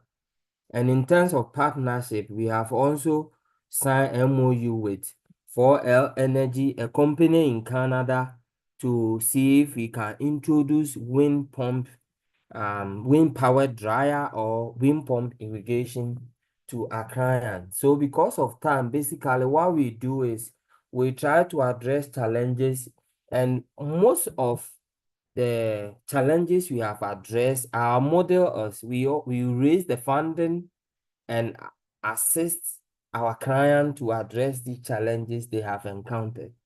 Thank you. Thank you so much. Thank you so much for that beautiful presentation. All right, so the stopping here for the presentation. Those are the top innovators we have in the just concluded program, C program. I already seen the comment chat. Someone is already saying I cannot be part of AIIDEV and all that. Just stay tuned to our social media handles on various social media platforms. You see our application, then you'll be able to get connected as soon as application forms are rolled out. Once again, I want to say a very big thank you to all our presenters, to all our innovators. Thank you for those wonderful presentations. So right now, before we move on to the next the next item on the list, we'd like to showcase a little video about some of the works that have been done, the testimony from our innovators. So right about now, let's just take a little break as we watch this video, these highlights. Please kindly confirm you can see my screen.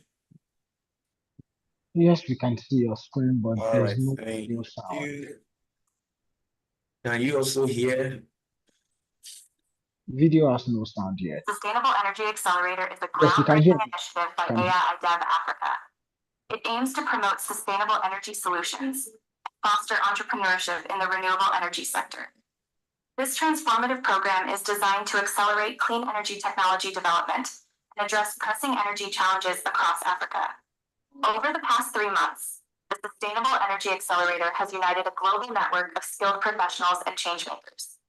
Participants received intensive support and guidance, focusing on sustainable energy solutions. The program's goal is to drive the adoption of these solutions across the continent, creating a cleaner and more sustainable future.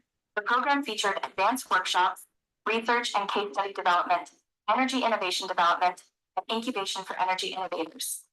By nurturing innovative ideas and providing comprehensive support, the accelerator fosters collaboration and contributes to the growth of a thriving renewable energy sector in Africa. The Sustainable Energy Accelerator is poised to bring socioeconomic benefits and a cleaner future to Africa. By supporting promising startups and accelerating clean energy technology deployment, the program aims to transform the energy landscape. This initiative will play a crucial role in shaping a sustainable energy future for the continent. Everyone, my name is Leonard Singwe. I'm from Zambia. I'm one of the participants for the Sustainable Energy Accelerator for 2024. I must say it has been an amazing journey and experience. Over the past 4 months, I have acquired practical skills and knowledge in various sources of renewable energy, energy efficiency, as well as sustainability practices. I must say I'm very thankful to the SEA team for their mentorship as well as tutoring. I'm also thankful to my fellow participants who during group discussions shaped my mind and imparted knowledge in me. I must say that I will put into practice everything that I've learned for a future sustainability. Thank you. Hello, my name is Alan Tunguni from Kenya, and I've had the incredible opportunity to be part of the Sustainable Energy Accelerator program. During the program, I was part of the Clean Cooking Technologies Group, and we focused on various clean cooking technologies in Africa and various case studies like the LPG gas in Nigeria and biogas in Zambia. One of the most rewarding aspects of this program was interacting and collaborating with the like-minded individuals across Africa, all of whom were focused on finding solutions to Africa's energy challenges. I am grateful for this opportunity, and I deepened my understanding about renewable energy and sustainable energy technologies. Thank you, SEA, for this opportunity and journey. My name is Kazim Adekwe. I participated in the 2024 Sustainable Energy Accelerator by AIIDEV. My experience, the whole process, good involvement, it's important, chosen experience. It's a transformative journey, where my life, the knowledge, the networking, the tutors, everything about this program was just a top notch. And I want to really appreciate the organizing team that they should keep up the good work before we continue to strengthen them. We pray that from us, to the next incoming set.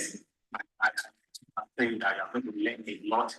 These wonderful instructors as you make yourself available. Thank you.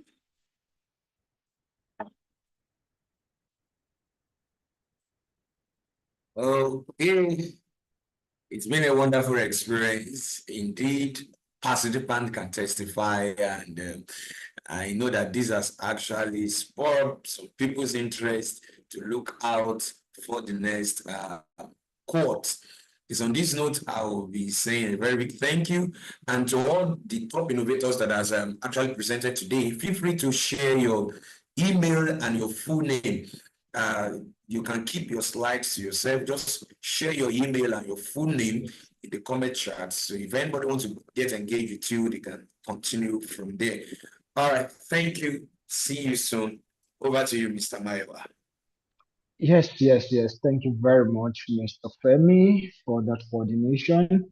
And of course, I'd like to believe that that showcase has answered the questions of our delegates that are joining us on YouTube, because I could see Nabasa Collins asking already to be enlightened on the C program. And when we say C, it is Sustainable Energy Accelerator Program. That's SEA.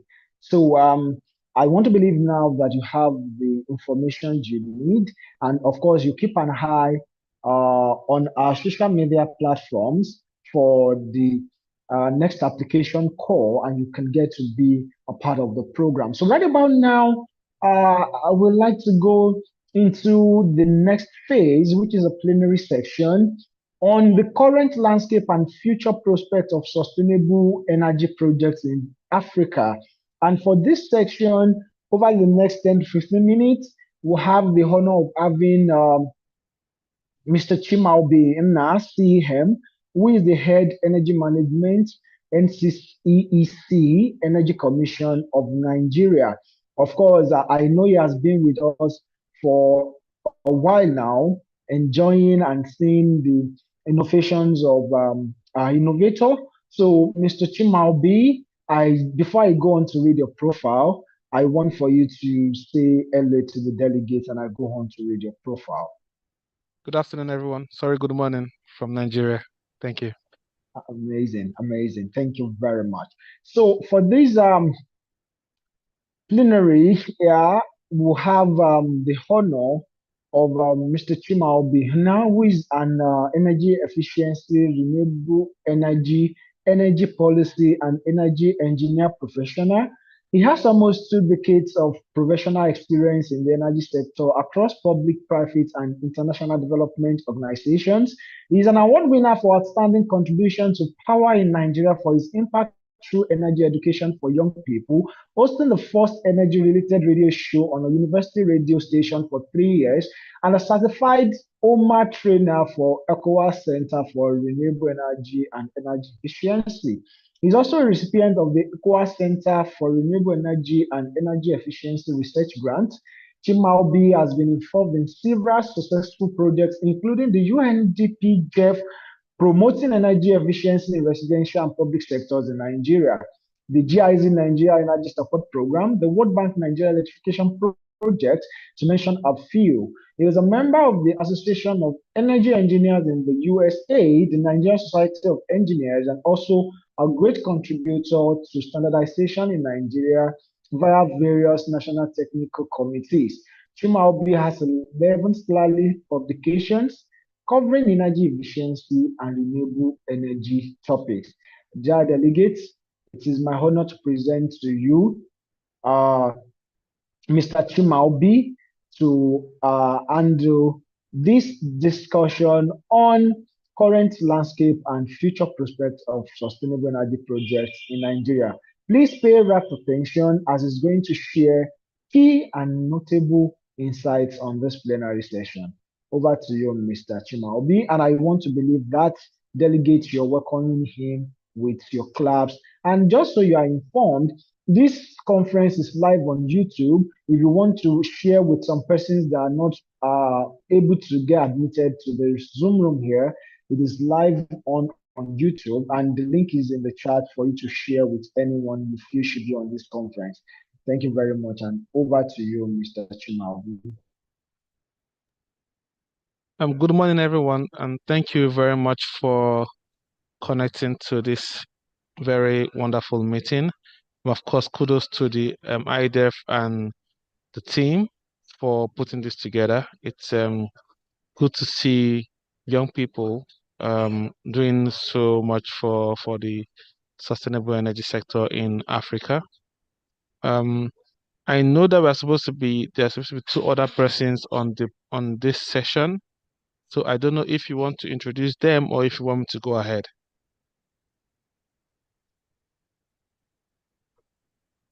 Okay, please go ahead, sir. All right, great, awesome. So typically what do we have in Africa? What we have is a continent that is very rich in natural resources, but very poor when it comes to energy. And you wonder why that is the situation. Interestingly, our natural resources are across the board, whether we go into the oil and gas, or the hydro, or the solar, or the wind, or mineral resources. it's interesting to see that Africa has all of this, really broad range of resources. However, when we say sustainable energy, um, technically what we mean is that we want to help Africa to transit to an energy source that is clean, a source that has a way of renewing itself by nature, and also a source that does not create problems for us in our environment as we harness them. And what we also see is that despite the fact that we have this, clean energy sources in an abundant manner, we have not been able to harness them effectively to make Africa an energy-rich continent, but also an energy-rich continent from sustainable energy sources. So very quickly, I will just, say a little bit about, the sources that we can see in Africa and the potential. Talk about, companies, organizations, countries that are doing their best to push for sustainable energy in Africa. So the first, which we all know, is the solar energy. Of course, Africa has a very abundant supply of the sun, which is of course the basic source for our solar energy. And what we see is that for us to be able to harness this, abundant sunlight, we will need certain technologies, right? So we know this as our solar photovoltaic, systems where we have, for example, the solar panels and the batteries, charge controllers, inverters, and so on and so forth. And so in Africa, of course, as we want to address it, we know that countries like Nigeria, for example, has several programs where this abundant sunlight is being harnessed. So, for example, we have the Rural Electrification Agency, the Energy Commission of Nigeria. We have several development partners who work very hard to harness the sunlight that we have in Africa to create energy via these technologies. We also have private companies who do what we call the commercial and industrial solutions for industries and commercial buildings where there's so much heavy machinery in use. Of course, I don't want to mention names of the companies because it's not probably an advertising scenario, but just know that there's so many companies and there's so many government agencies who are working all together from both the policy side and the technology side to ensure that the sunlight is harnessed. Of course, we have abundant wind energy also in Africa, and of course we know some countries which have some really huge wind power projects. For example, in Kenya, they have the Lake Turkana wind power project. In Morocco, they have some really good wind projects, and where they are really using like very large wind farms to harness the wind for their national grids to supply power to, their industry, supply power to their residencies and their commercial buildings. Of course, we also have within Africa, a lot of biomass. And of course, we know that biomass is mostly gotten from, agricultural waste, animal dung, basically organic materials, things that when you dispose, they have the ability to decompose, right? So in countries like Rwanda and Kenya, for example, they are really big into trying to turn, organic waste into clean cooking fuels and electricity. Of course, we have hydro. I mean, Africa is blessed with, so many beautiful rivers, oceans where we are able to harness, the power of the waters around our communities. Ethiopia, for example, Tanzania, Uganda, they have some really large, mega projects that are hydro-based. And of course, even within Africa, like I mentioned in my opening statement about Africa being very rich in natural resources, very rich in mineral resources. For example, when you talk about energy storage solutions, we have countries like Congo, for example, where we have lots of lithium ion and all sorts of mineral resources that can be harnessed to build batteries with technologies that are very common today. So for example, we know the lead acid battery, which is it has its applications, it's very common in Africa, but somewhere along the line we are beginning to take a shift away from lead acid batteries for sustainable energy solutions. We're now going into lithium ion batteries. I listened to one of the presenters for the pitch who was also talking about supercapacitors and all of that. Okay, so basically Africa has everything it needs to harness, all of these natural resources, all of these mineral resources that can be used to provide sustainable energy to all our people within the African continent. Now, but what would we say are the challenges, right? Of course, you know that the reason why we've not harnessed these resources is because there are possibly some challenges that we've not been able to overcome. Okay, so one of the challenges is financing. Of course, I see in the pitch people have beautiful ideas and they're saying, look, for us to scale up our ideas, we need access to financing, right? So financing seems to be like one major issue, and most times we are forced to depend on financing from international organizations who are willing to give us this, financing in terms of sometimes grants, and even if they are loans, they're usually like single-digit interest rates. But what we see within the African continent is that most of the local financing we need to access are usually, very high interest rates, and very short term. So it makes it almost, impossible to be able to invest efficiently. One other challenge could be our regulatory and policy issues. Sometimes one policy of the government can change the entire landscape. And usually in African countries, we usually have a lot of this, policy somersault where we have one policy today and tomorrow is another policy. So the question is,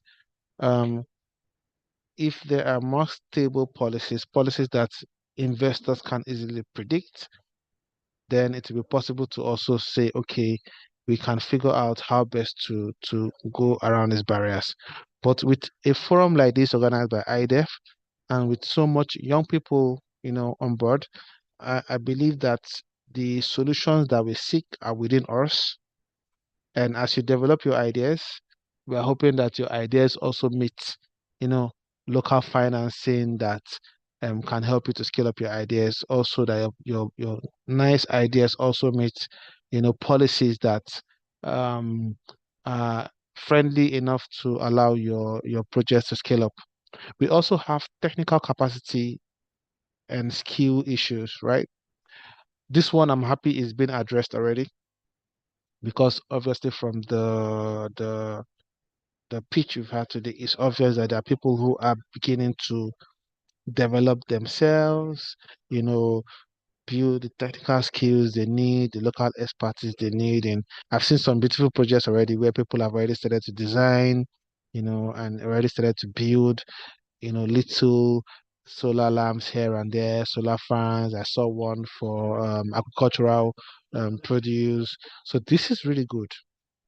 So we need to ensure that we do more. We need to ensure that we keep building the capacities, watch YouTube videos, go to school labs, look out for materials you can use to design, teach others, because I think this is also another thing we need to do. We need to ensure that we are constantly, teaching other people, knowledge transfer. People we know how to build these things, we teach other people, and that is the way. When we collaborate, we teach ourselves, we begin to expand the capacity, right? There are several technical programs, trainings organized by development agencies like GIZ, the World Bank. There are training programs from government institutions, from technical institutions. So please, my encouragement is for us to, while this is a problem for us in Africa, I believe that those of us in this conference today are the solutions, and we need to keep pushing to learn. We have to keep pushing to teach others what we know. Of course, we also have challenges around maybe community acceptance. I heard somebody's project speaking about community engagement, and how it is important that when we want to do projects, in Africa that can scale up sustainable energy, we must engage with the community.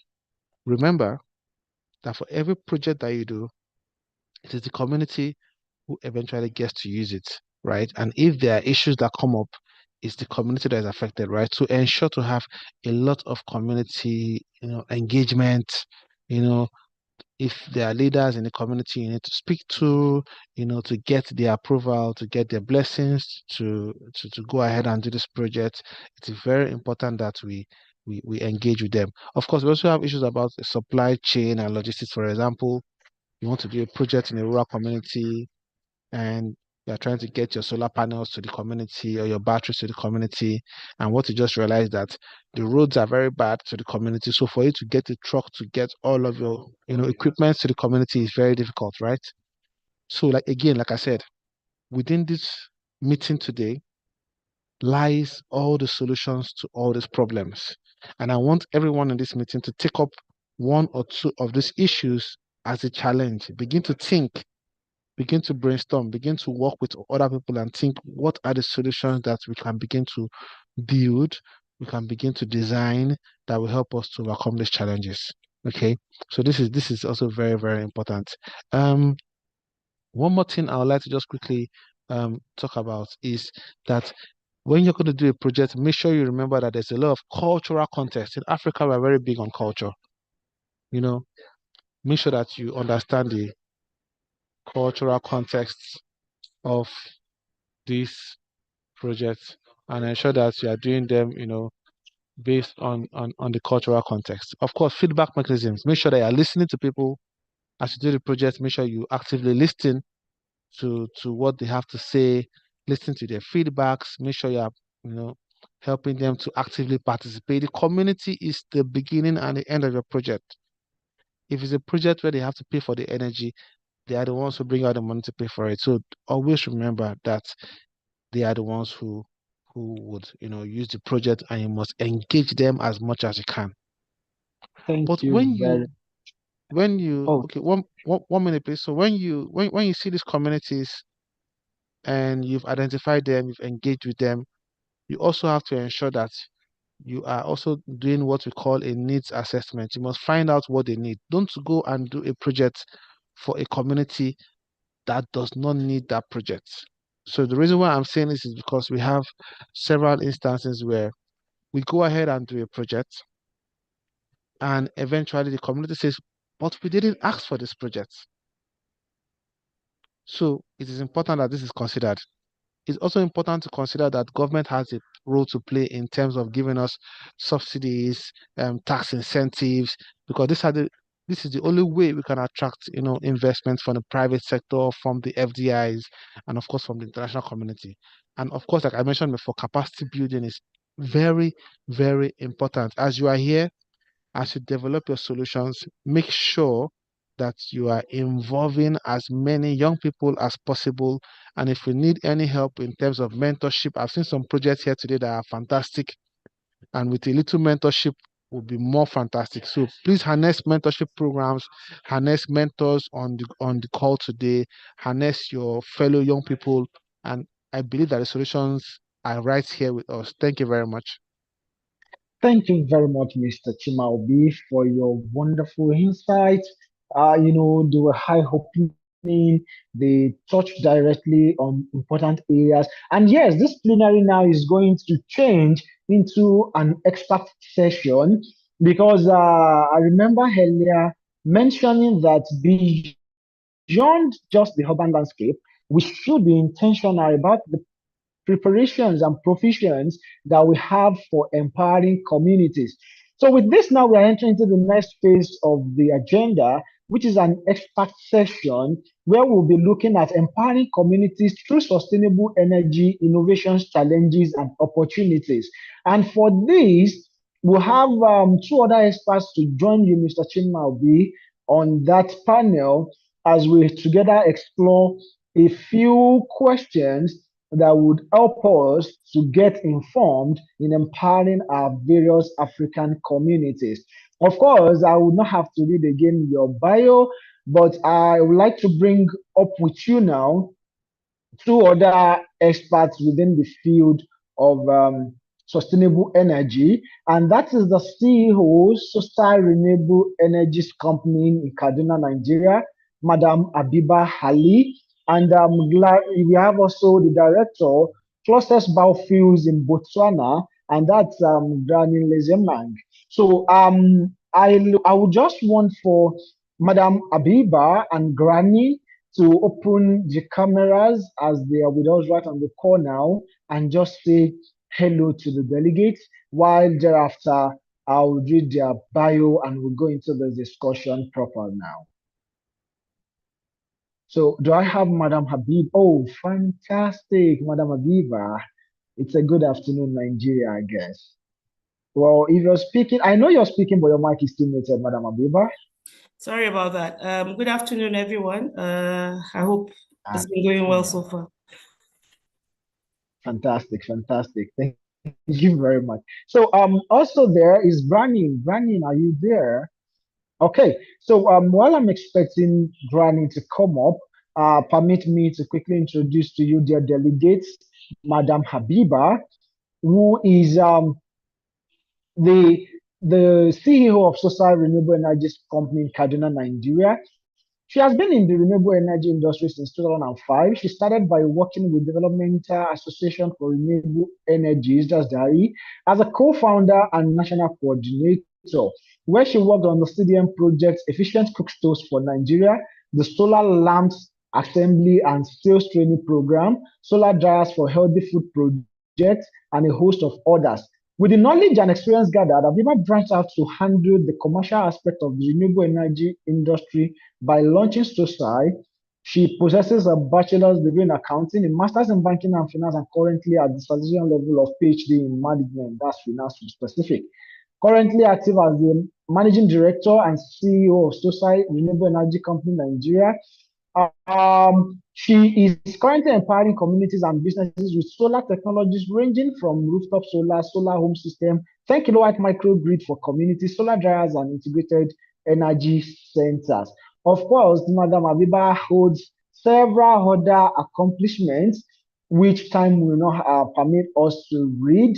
And right about now, I love to call on Mr. Femi Habioye to kick off with the section, with the conversation right now as we go on into this discussion with Mr. Chimaobi and Madam Habiba. Stay with us. The section is still very, very active as Mr. Femi comes up now.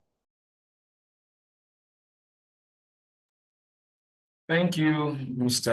Mayowa, and we are glad to have our panelists for today's discussion. Thank you once again for joining us, and thank you for all you do. All right, so we'll be moving down to the question right away, and oh, sorry. All right, so we'll be moving right away to the questions, and the first question I would like to ask is, what are the most promising sustainable energy technology currently being developed for African markets and communities? Of course, we've seen a lot of innovation, a lot of ideas that are being rolled out there, so that we don't put ourselves in another danger when ideas are coming on board and they are even contributing more problems to the solutions we are trying to solve.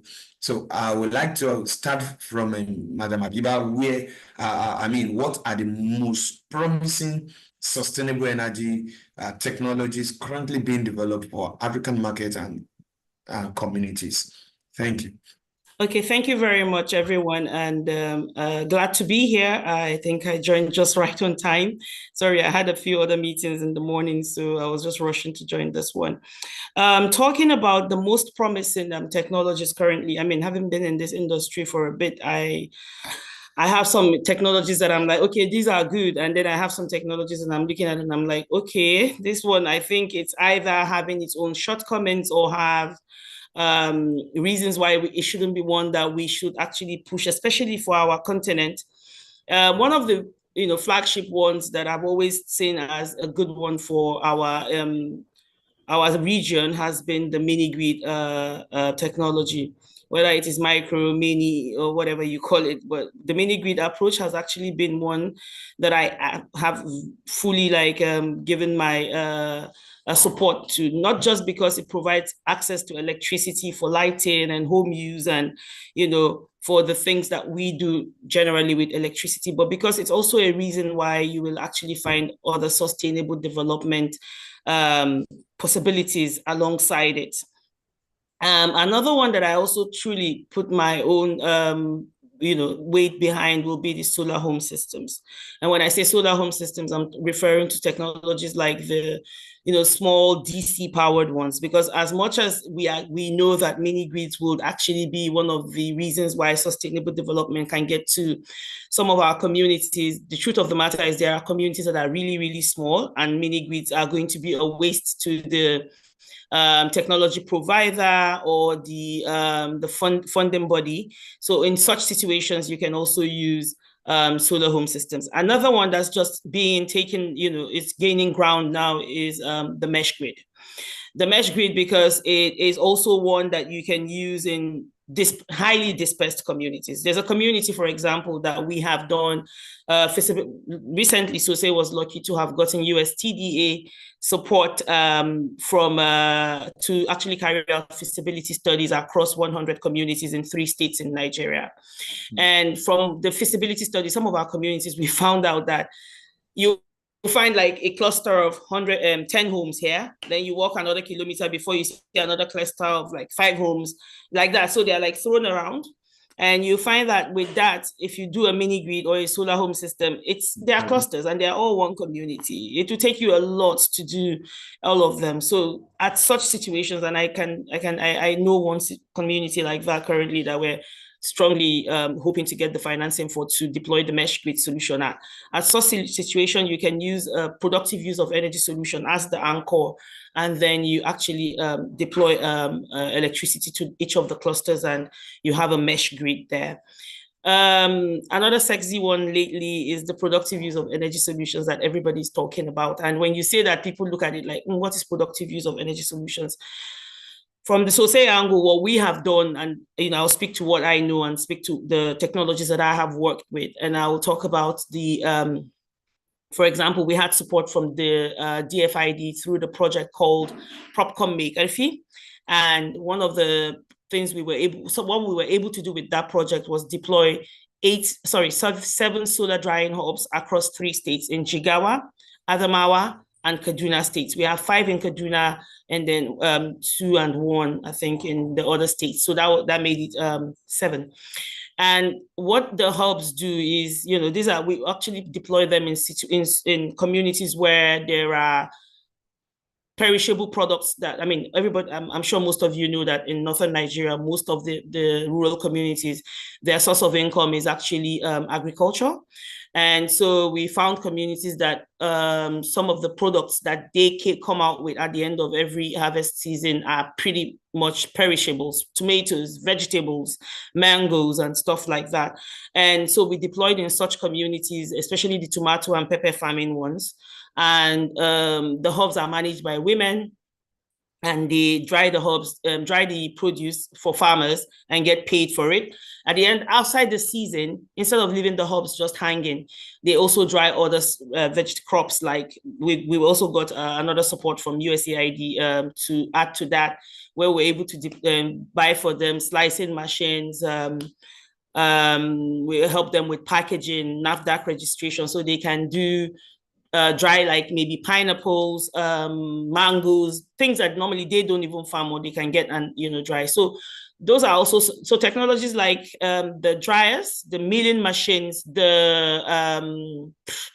recently I'm working with UNDP to get them access to, they have a, they have a place they call the Spice Cluster. They have the Gari Cluster. Gari is a meal in Nigeria that is pretty much a staple across board. And it's, it's ground and fried in a very specific way. So we're trying to see if we can have that kind of technology powered by solar as well. So those kind of things are the ones that are most promising, I would say, because they do not just bring access, they also bring access to economic activities. And for me, it is very key that whatever it is that we do in the industry now does not just come in and solve a problem and walk away. It is solving a problem and creating opportunities as well. I think I'll stop here so I do not take it all over. As a matter of fact, I'm already thinking that what else are we going to have to hear from other panelists? But I know that everybody is fully loaded, and we are glad that indeed you came prepared for us this morning, and we are really enjoying you. Thank you so much, Madam Biba. So the same questions that I would like to have. It goes to Mr. Granny. Please, can we hear from you? Yes, can we hear from you the most sustainable solution you think we need, apart from not just looking at everyone that is just flying around? So can we have some knowledge from you, sir? Thank you.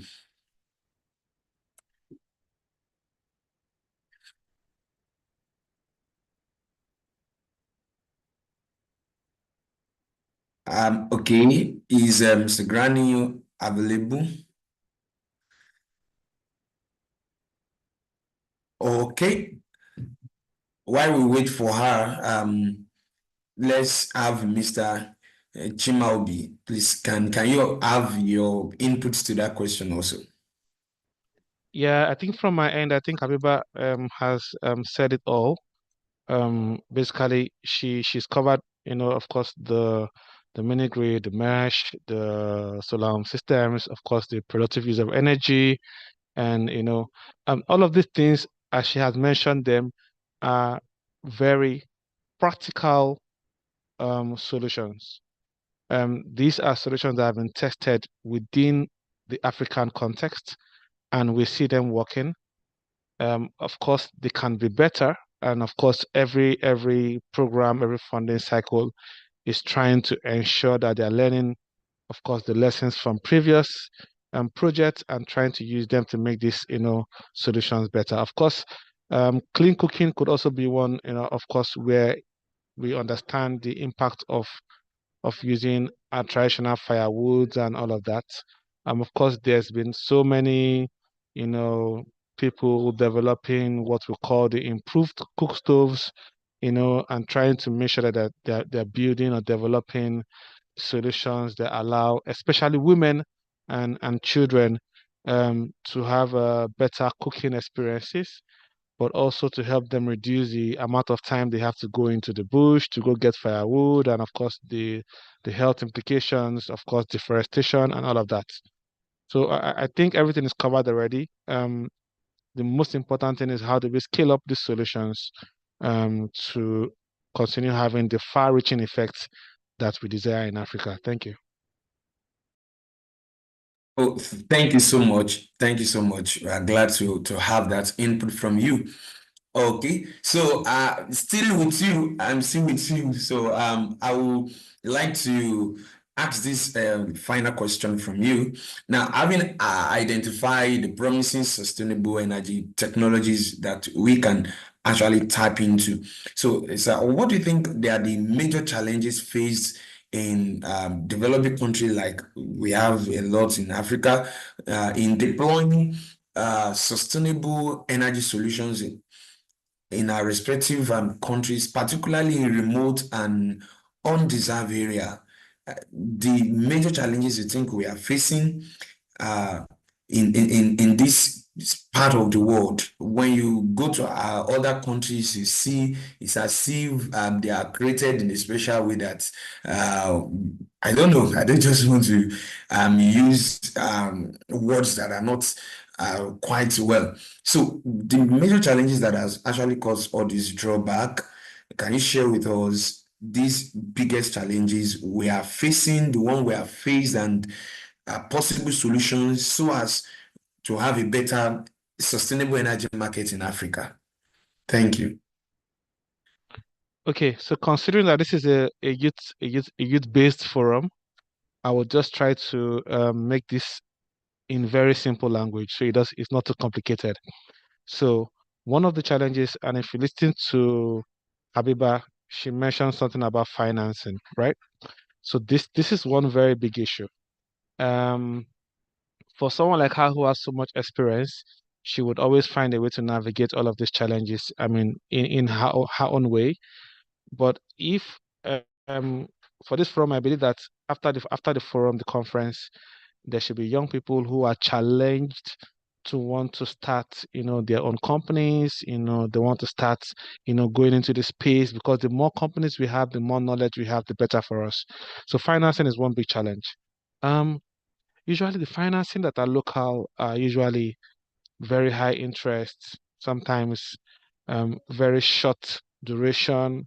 Sometimes the financing organizations do not necessarily understand how this sector works in full. There are some companies who are doing well. They've understood, they are trying their best, but we need more financing, players to come on board. So that's one issue. One other challenge could be a case of, say, for example, regulatory frameworks. I think we've somehow crossed some of these barriers. We have the mini grid regulation. We have certain regulations that are already in place that work fine. But I think one thing that we still have not necessarily overcome is what we would term as the import process. Since we rely so much on most of these, components for the sector from outside of our shores, it means that we need to always import these things.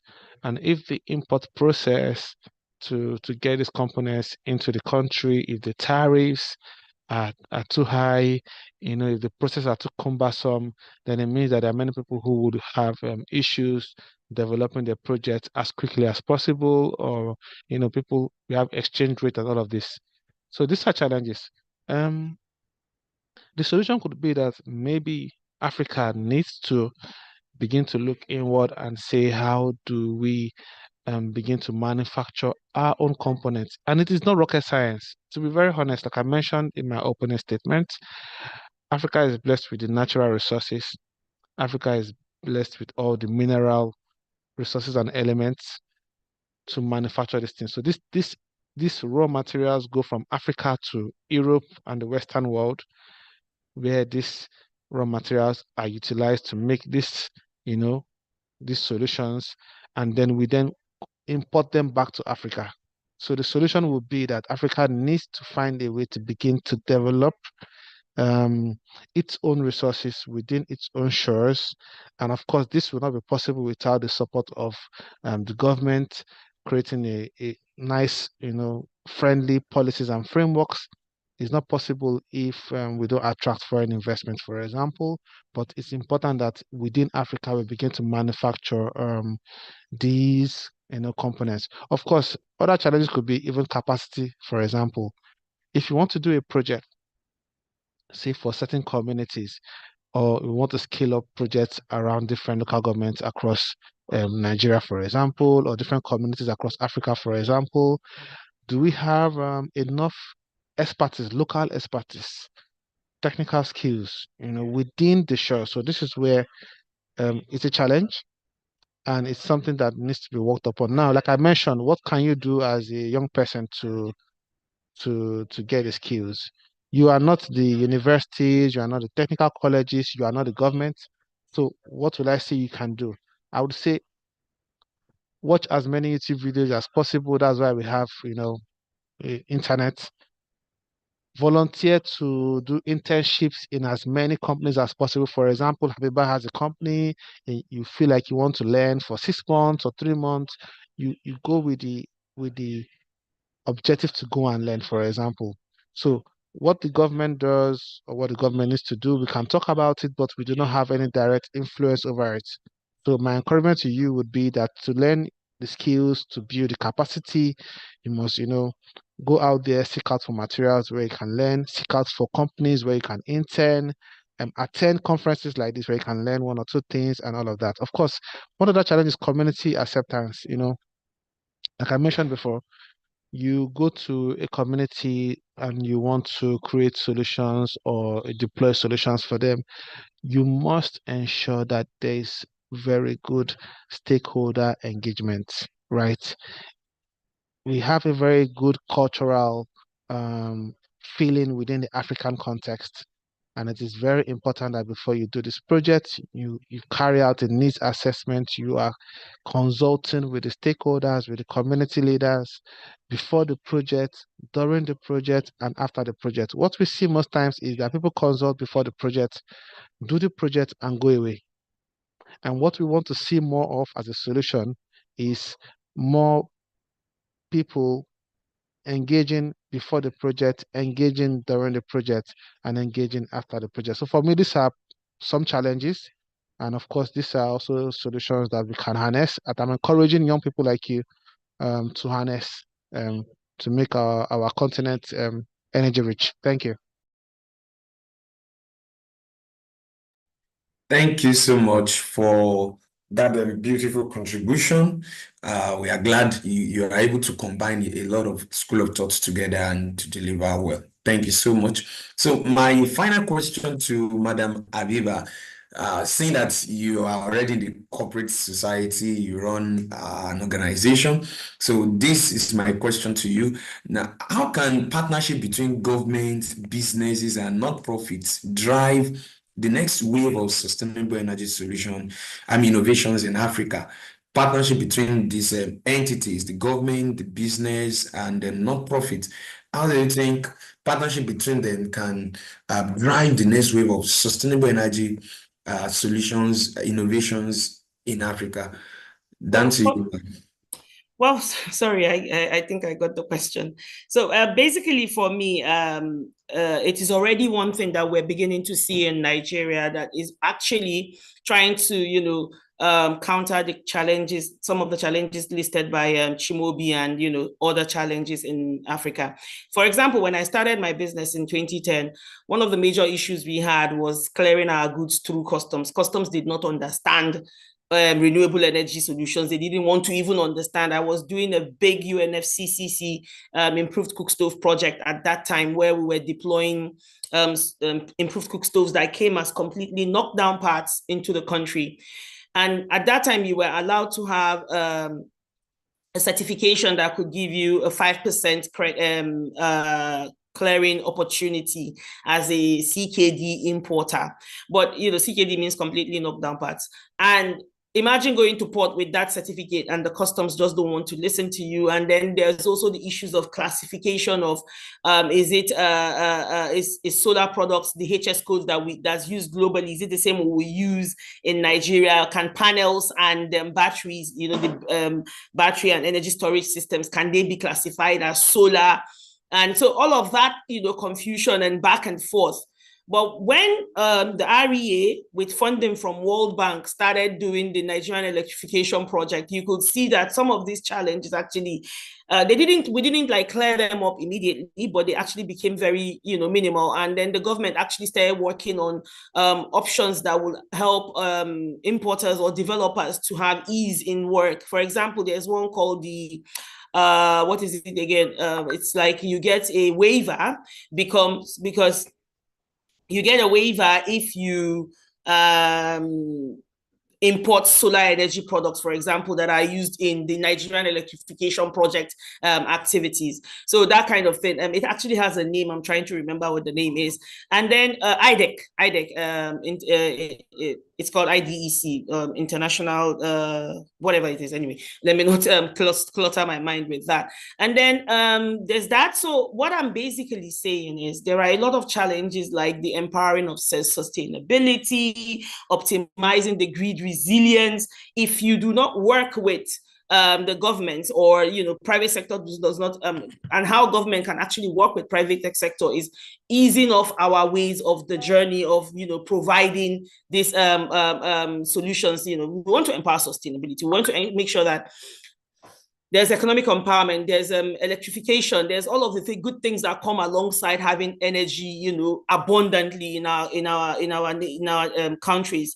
But somehow somebody has to. I cannot. It's very, very tiring. I mean, recently I put up something on my status, and I'm like, running a business in Nigeria already guarantees you heaven, because it's so difficult. There are so many challenges that you face and all of that.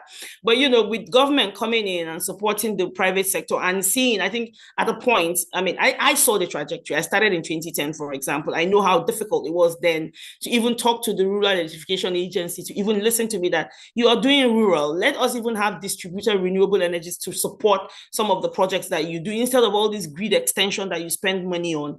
At that time, they didn't even want to listen. I make a joke that the Rural Electrification Agency in 2010 to 2015 had even a boring logo. So you can imagine now things have seriously changed. With the coming of the Nigerian Electrification Project and the housing it in the Rural Electrification Agency, I think that was a huge game changer for Nigeria, because it has been able to ease off a lot of of course, we know, and these are things that cannot just happen overnight, and there's been a lot of hiccups. Of course, there's the bureaucracy part of it being a government thing and all of that. It's slow, it drags. There are smaller challenges, but at least it is actually being. I mean, for me, I see value in that happening. Than, I mean, it could have taken us another maybe 20, 30 years to even be where we are at. I always say, I'm glad that now I can fly over Nigeria and I can count roofs, or I'm not even able to count all the roofs that have solar solutions on top of solar panels on top of them. So instead of doing all the stress and going through the grid optimization that the government normally will do, investing in supporting developers with ease of getting the EIAs, the registration of our solutions with the NERC, like just generally just making things a bit easier for us has made it easier for and they're supporting us with this subsidy that comes from the World Bank, has made it easier for the developers to go into the communities. Because before, instead of me to spend so much money going to develop a mini grid, for example, in a community, I wouldn't do it. But because now there's the NEP I can lean back on and actually get some breather, I can actually, even investors are rushing into Nigeria now to put money into projects like that, because it is now driving efficiency. It fosters consumer-centric services. Because on the other hand of the NEP, besides the deployment of mini grids, there's also the one of deploying solar home systems, and that one is actually even to the consumers, because we normally do what we call the pay-as-you-go solutions, and that is to help customers who cannot pay all at once, for a solution that's maybe imagine someone who earns less than $5 a day paying for a solution that's like, let's say $200, so they don't want to do that. And so what they do is they can pay, little by little for over maybe 12 months, and they know they own the system. So that kind of pay-as-you-go solution is actually very consumer-centric, and this, what allows it is that engagement between the private sector, the public sector, and even the charity or the non-profit sectors. So for me, it's been a very good hand-holding. I'm not saying it comes without its own challenges. I mean, there's still a huge challenge out there, but it's actually working so far. It's making more developers even come into the space. When I started this business, there were such few people in this sector, but now it's like everybody is registering a solar company. Everybody owns a solar company. So it's interesting times, I would say. Wow, it's interesting, and it will keep getting interesting as it should keep getting interesting. Thank you so much. Thank you so much, Madam Habiba. So we're rounding up this section. I would like to hear your final words, your parting words to our community, to people out there, to all delegate on the call, and to everyone that will still be watching this video again and again on YouTube. So to the African world entirely, what is your parting word? For me, I would say that there's still a lot to be done. We've done a lot, but there's still so much more to be done. And I think one of the things we're not seeing is the urgency of doing what we have to do, because if I look at, whenever I have the opportunity to travel abroad and I look at the where they currently are at and where they were coming from, I see that we are at a very good stage to actually, because we do not have to go through all of the stages that they went through. So it's what you call leapfrogging, right? We do not have to go through all of that. So the value that is renewable energy can bring into ensuring that we leapfrog our development is huge, you know, and there's just so much that we can do together, and all hands on deck. And the youth should not shy away, because like I think I heard, was it Chimobi or somebody saying earlier that don't always, the problem I think is the children of nowadays just want to, in Nigeria we'll call it hammer immediately, right? All of us came from somewhere that was not easy. We worked hard, we suffered through the process. There's no early morning that just, you know, you just make money immediately.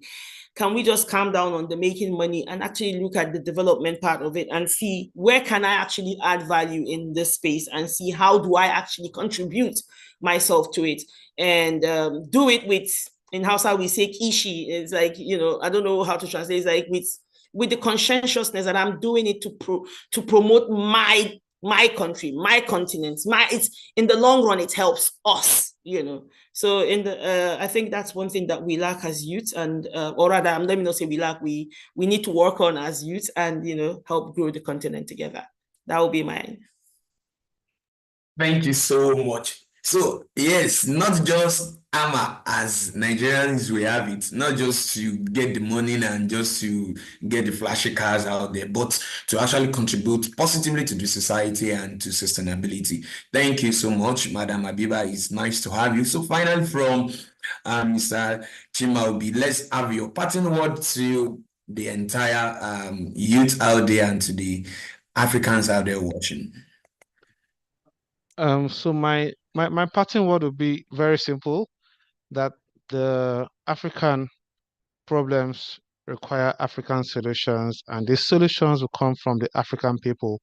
Interestingly, Africa has the largest percentage of youth. Our demographic for young people is so huge, and that is why even with all the syndrome of people leaving the continent or other continents, Africa is still standing. If this migration happen in some continents, they will feel it, right? But in Africa, people are migrating, but we still seem to have the mass that we require. So I would say to young people to put their heads together. If you have to come together, like I mentioned before, if you have to intern in companies so you can learn the skills and build capacities, if you have to attend webinars and conferences like this, if you have to go to training schools, technical colleges, whatever you need to build the capacity, do it. Number one, capacity build. Number two, collaboration. Africans are very used to competing, and this is why we would always do things as individuals in silos. Now, of course, we've seen from Hoiberg's explanation the Nigerian electricity project, and we see that in that project there was a lot of collaboration from the government side, from the World Bank, you know, from the developers, from the Renewable Energy Association. Everybody played their part to make sure this works. So my own final words would be that young people on this call have to be very deliberate and intentional about their role in scaling up. Like Abba has said, the solutions are already in place. We are already grinding, but we need a lot more people to be able to scale up these solutions. And as she has mentioned, the reward will come. It might not come right now. So for example, if you have to intern in a company, you don't have to say, look, you must pay me first before I come. Why not say, you know what, I want to learn everything you know in 3 months, you know, and make sure that while you are learning, you already have the goal to set up something for yourself together with your friends or your colleagues. There are many companies in Nigeria that have been set up, for example, with friends coming together, and people have built really beautiful companies. So my challenge, my final word would be build your capacity and collaborate. Thank you. Thank you so much. Build capacity and collaborate. So it is not competition, it is collaboration. If you are not taking any word, you have not taken any word here today, ensure you take that phrase. It is not competition, it is collaboration. And this is how we can actually solve the problem of Africa as Africans. Thank you so much. It's been a wonderful moment with you, Madam Habiba and Mr. Chimaobi, this wonderful morning to afternoon. Thank you for joining us. Thank you for the knowledge you have contributed to this program and to every delegate out there. We hope that some other time when we have another conference, when we beckon at your doorstep, you definitely open the door. It's been wonderful. Thank you so much. And on this note, we'll be closing this section as we move to the next session. Thank you. Thank you. Thank you. So I'll be calling on the regional director as he will be leading the next section. We'll have the open mic section. Yes, Director, sir, you're welcome. Yeah, thank you very much. Thank you very much, Oluwafemi, and thanks to our esteemed guest speakers for this event. We sincerely appreciate all the insights and knowledge you've shared with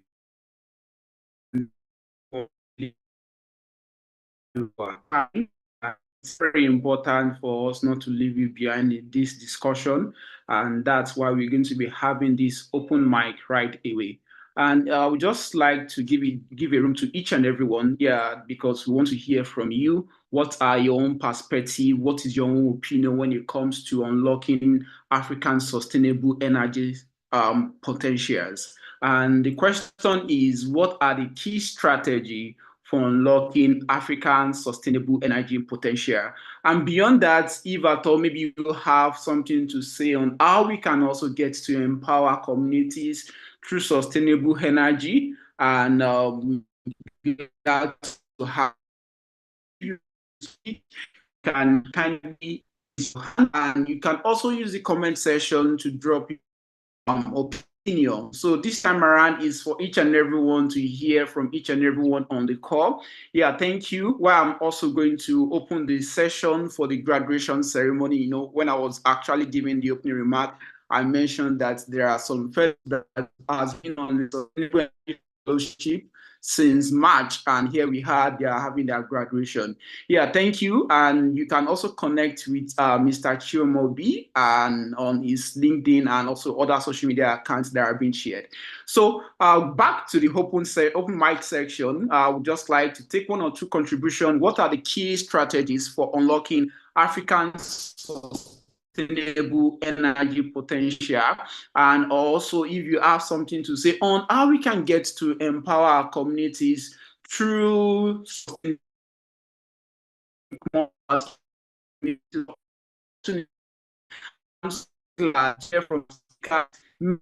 the aspect of partnership, how we have to leverage on partnership. Don't do life alone. Don't do life alone. Yeah, when you have it's just when people are getting to work together, they can achieve better and they can achieve faster. Very, very important. So I want to take comments, and to every participant around YouTube, yeah, we love you, we celebrate you, and we also like to take feedback. You are, if you like the mic to speak, please just raise your hand, and the program managers are going to give you permission to speak in a minute. So if you like to use the mic to speak, please kindly raise your hand. I want to see people, and maybe I should just check comments. And if you want to drop it in form of a comment, and we'll be glad to receive that. To those who are on YouTube, please to drop your own opinion. Can you use the comment? Drop your own opinion.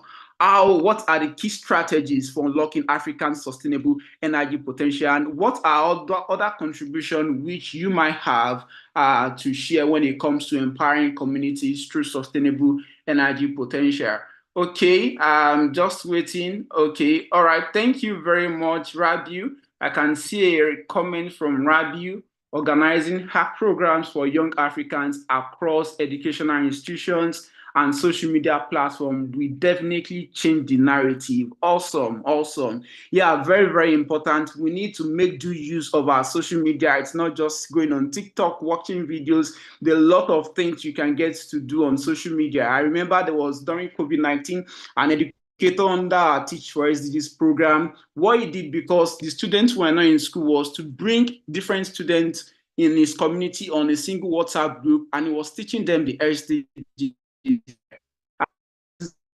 These are things which we can do right from our house. I thank you very much for that opinion, Rabiu. I want to see if we have any comment. You can just raise your hand. And for those of us that are on YouTube, we would like to also have your comments. We also like to have your own opinion in these regards as we move on to closing this ceremony today. Yeah, very, very important. Okay, I can see one hand up. Please, can we grant Esther the opportunity to speak? Esther, just in a minute, we'd like to hear from you, then where you're also joining from and what your opinion on this matter. Thank you. Over to you, Esther. You can unmute your mic and speak. All right, hello, good afternoon, everyone. My name is Esther. I'm actually going to talk more on the climate change actions. So in the aspect of climate change, I think what we need to do as youth, because some persons don't really know what the climate change is all about, I would like to explain more on that. It actually refers to the shift in the temperature or the climate or the weather pattern. And what can we do in order to mitigate this climate change action? We can join a group, environmental conservation group. That's what actually make our voice to be heard, so that the youth can join in policy making, because the future generation is ours. And let us take this climate change action as a crisis action, because we have to speak up and make policies in the government that will actually help us and the future and unborn generation as well. And you can also go online and then learn internship work, just as we have said. The United Nations, there are free courses online that actually help that. Even Cambridge University, just like I completed last one, and we have ongoing one that is actually going on that will end on September. You can apply for those scholarships, and it will grant you a very good opportunity for you to learn more about them. Thank you so much. My name is Esther from Abia State, Nigeria. Thank you for having me. Thank you so much for that opinion, Esther, and thank you very much for that laudable idea which you shared with each and every participant. So just to make it balanced, I think I can see Dan Abu's hand up, and yeah, I read a comment from Rabiu. Dan, please, you can unmute your mic and you can get to share your opinion with us. Dan, please unmute your mic just in a minute. Kindly unmute your mic and share your opinion with us. Thank you, sir, for the opportunity. From Jos Plateau State presently, and I've been following the conversation 30 minutes into the event. Sorry, I came in that late. Issues have been raised, and discussion contribution have been made. There have been this thing that always has been emphasized, the issue of collaboration. And I'm seeing this opportunity also as what the AIIDEV is doing to bring you together, to also bring us into one platform to have a voice. And what again that we can do is to intensify what we have already started, to ensure that our voice is being held outside the continent, because those are the environment where key issues are being made with respect to the funding that they are talking about. And also to climate change, we can also align every solution we want to make with respect to climate change. And I want to say that with respect to agriculture also, there have been a lot of food waste in the farm. And but now, how can we turn that into also sustainable energy? And then another thing again is the high cost of the sustainable energy products. When we talk about the SDG 7, we talk of clean and affordable energy, but the affordability there has been a serious issue that has been not making the sustainability efforts to materialize. So, and again, once we're also being trained, the youth also should be trained on assessing fund on the climate and sustainable energy project, which is what we are doing now. So I believe we're on the right path, and it's to intensify our effort and also garner more to be able to ensure that we have a success. Thank you. Absolutely. Thank you very much. Thank you very much, Dan. And I would just like to take, I can see a lot of fans or people are getting to speak now. And I can also see some people asking questions. Thank you for that, Rabiu, in terms of community engagement. And Israel, we need to abreast ourselves with the financial sector initiative on how to make funds easily accessible with minimal rates to promote financial inclusion in obtaining modern sustainable technology to promote renewable energy at affordable cost. And I can also see another long comment from Emmanuel, and very, very important, just like he said in his closing thought, that we believe this conference is a significant step forward in achieving energy security. And he mentioned that the discussion and innovation shared here are crucial in shaping African energy landscape, aligning with our commitment to promoting sustainability and safety in all sectors. And together we are powering the sustainable future. And without leaving the YouTube guys behind, we sincerely appreciate your comments. Thank you, David. I can see a lot of comments from David. We could develop energy saving modules to conserve energy consumption. We could also adopt technologies like Internet of Things to monitor and control energy usage. And we can also use artificial intelligence in our grid to do predictive maintenance of the system in order to reduce breakdown of equipment. Awesome. Those are very salient and laudable points. I'm just going to take one more comment, one more person to speak before we move to the graduation proper. I know that's just another. I want to see your comments, each and every fellows of the Sustainable Energy Accelerator 2024. So I'm going to call Kesheri to please unmute his mic just in 45 seconds. Make it very brief and straight to the point. We want to meet you, the country you are joining from as well. Hello, good afternoon. My name is Good.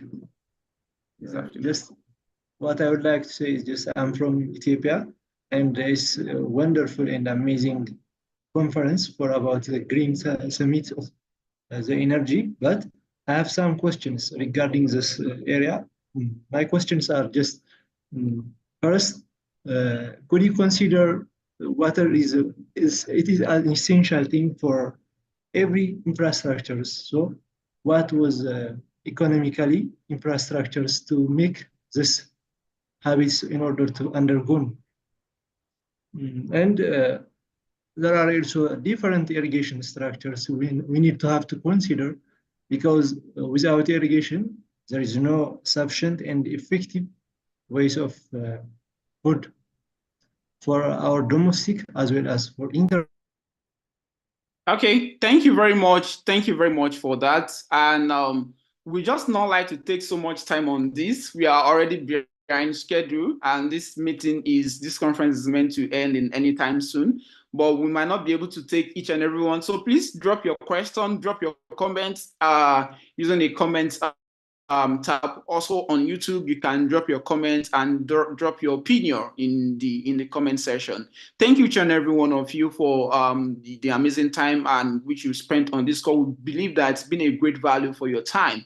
Very importantly, we need to celebrate some set of people, and these are a set of innovators, young change makers that are driving sustainable energy out there. And just like I earlier mentioned, earlier part of this year, in the month of March, I think February, March, we started this program named Sustainable Energy Accelerator, which is aimed at promoting sustainable energy solution, whereby we can have a lot of innovators across African countries, whereby we get to foster more entrepreneurship in the energy sector. And basically, we've seen a whole lot of energy solutions that have been developed and also deployed within this period of this program and beyond. And those who are also being able to scale their energy solution.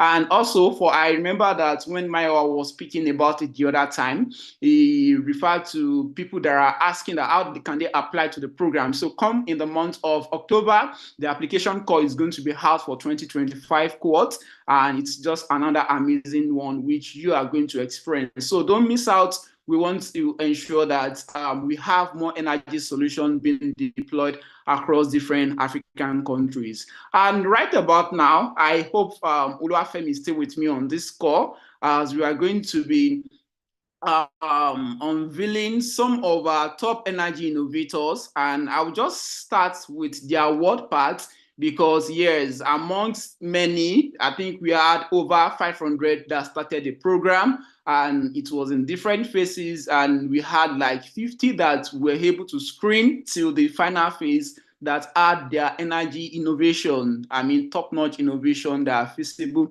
I want to request from each and every stakeholder on this call, yeah, you can do a lot to support these innovators.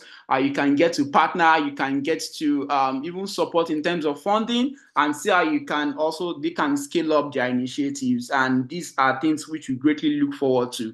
And right about now, I would just like to mention some of the top innovators that are going on with some award. Yeah, we have different categories. We have the top 5 energy innovator award of the year. They were the ones that presented earlier. So if you presented earlier, I would just like to read your names because you already know that yes, you are amongst them. That's Mary, Ebenezer, Daniel, Patience, and Sogongi. Yeah, those are the top 5 energy innovators of the year. And I think Mary is from Kenya, Ebenezer is from Nigeria, Daniel is from Ghana, Patience is from Rwanda, and Sogonyi is from Zambia. And also, we have the most innovative energy solution going to Ebenezer Otito from Nigeria. And I just want to see each and every one that are going to be celebrating. Okay, I can see Oluwakiton celebrating already. So if you're on the call, if you're on this call right away, you have to celebrate each and every fellow that are going on with these distinct awards. And also, we also have the most innovative energy solution for the female category, Mary Muyoa from Kenya as well. And also we have the best team with energy innovation research. And yeah, so during the program, we also had, they were break into different groups. We have the sustainable transportation and mobility. We had the energy storage and management solution. We had the clean cooking technologies. And we also have the energy finance and governance, which is very important for us to achieve all this we are talking about. And also we have the digital and IoT enabled energy solution team. And amongst this team, we have the energy storage and management solution going on with the best team innovation research. And I think we can celebrate them. We can get to applaud them for this great feat which they are accomplishing. And also, we also have the most outstanding team with the best workshop presentation, which goes to the sustainable transportation and mobility. And very big congratulations to this team as well. And yes, for every team, like I said earlier, well, I'm not on your group and I'm also on your group. Then you also have a lot of program coordinators that are on your group that are monitoring what you are doing. Yes, we have people that are very active. There are some teams that they get to have meetings back to back. You just see different calls just to ensure that they conduct their energy innovation research. They come up with scalable solution and case study development. And now we have most active team member for the sustainable transportation and mobility going to Hemi Samuel Warimbo. And congratulations, Samuel. Then also for energy storage and management solution, we have Prince Okon, who is the most active team member. I want to see our congratulations to Prince. Yeah, congratulations, Prince. And also for clean cooking technologies, we have Osigodi Kolawole. Congratulations to you, Kolawole. And for energy, finance, and governance, I found this team very, very, very, very crucial and very, very important. We have Ayodele Olalekan Odubile.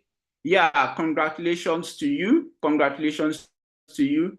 Then also for digital and IoT enabled energy solution, we have Gloria Inamzi from Uganda. Congratulations to you. Congratulations to you. Then we also have the best team leader. And, for each and every team, yes, all of you did excellently well. All of you did excellently well, and you did amazingly well. And even though if you don't hear your name amongst these awardees, please don't say that, oh, I didn't do well. We are proud of the great work which you've done. We are proud of your innovation, and we believe that you are going to be the next, the real change maker. You are the real MVP. Congratulations to each and every one of you. The best team lead award goes to Kazim Paul Adekonye. And a very big congratulations to you as well. And quickly, we are going to just have a brief of the names of the top energy innovator for the year. And I think Oluwafemi, I hope you can just read their name briefly in the next 3 minutes, or whoever that is reading their name, if you can share your screen. And we'd like to meet them, we'd like to see their names. A very big congratulations to each and every one. And yeah, so before we get to close this program, finally, why I just share some words. Over to you, Oluwafemi.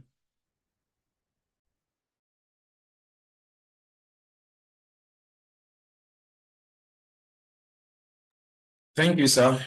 All right, so it's been an amazing time.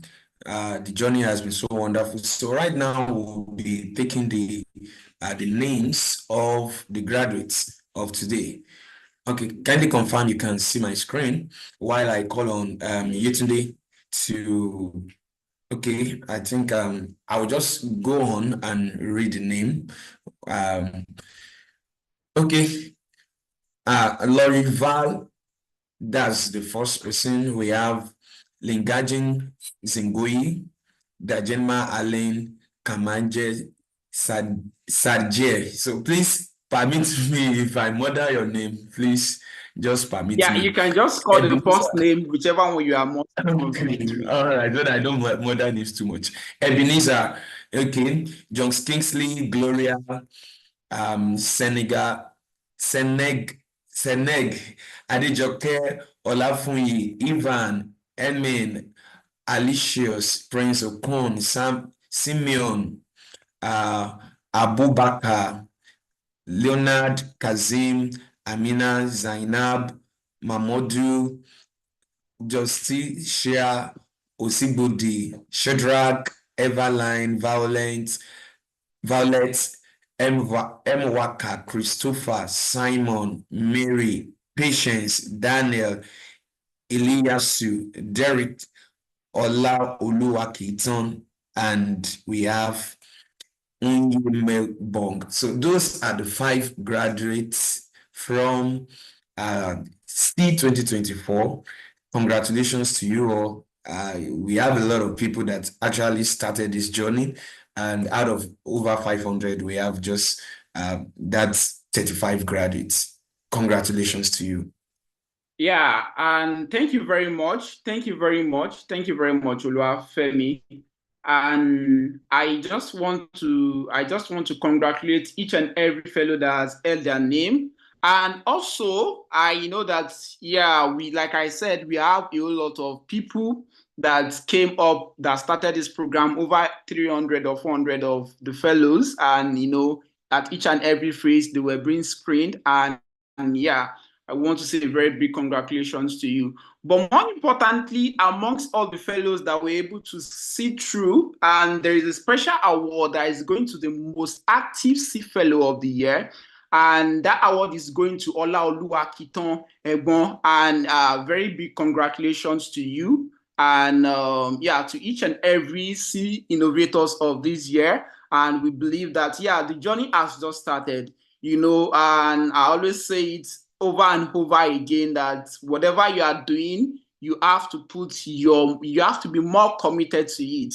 And I remember that Madam Abiba said something the other time that, yeah, let me just use the word, Rome was not built in a day. It keeps getting better and better and better over and over. You can see a lot of guest speakers that are here today. They started from somewhere and they are in top positions now. And we believe that each and every one of you, this time next year, we are going to be celebrating you globally. So please, for each and every innovation that you are starting now, very, very important for you to be committed to it. And mostly, and a very good part of it is for each and every innovators, we're going to be assigning a mentor to you, mostly in the month of September and October, who you are going to be interacting with and engaging with, guiding you through this, because you're also at the business development phase, whereby you can get to initiate or you can get to scale up better. And once again, congratulations to each and every one of you. So I know that many people will be asking a lot of questions. What about our certificate? Are we going to receive certificate or not? Yeah, you're going to receive further communications from the programs team. And for those awardees, you're also going to receive further communications from the programs team as well. And we believe that it's been a very great time, a very, for me, it's been a very insightful time. We had to pause a lot of programs just to ensure that we close this C program and ensure that we have this conference today. And next year, it's going to be a physical event. We promise you that next year it's going to be a physical event, and you might be lucky, it might be in your country, not necessarily from Nigeria. It's happening in Rwanda, Kenya, Nairobi, any of the countries. So please watch out, and we are going to get to update you over time. And quickly,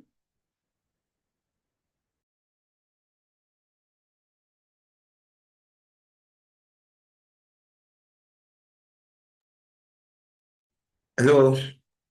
Oh, I think there is. All right. Thank you very much. And quickly, before we go today, we'd love to hear your feedbacks, and definitely a feedback and a form is going to be shared with us, with you all, and we'd like to know and hear from you to know areas which you really enjoyed and areas which you look forward to enjoy next year. And on behalf of the leadership of AIIDEV Africa, we want to appreciate all our keynote speakers and resource persons today for your time. We want to appreciate you for all you've committed to be here in today's event.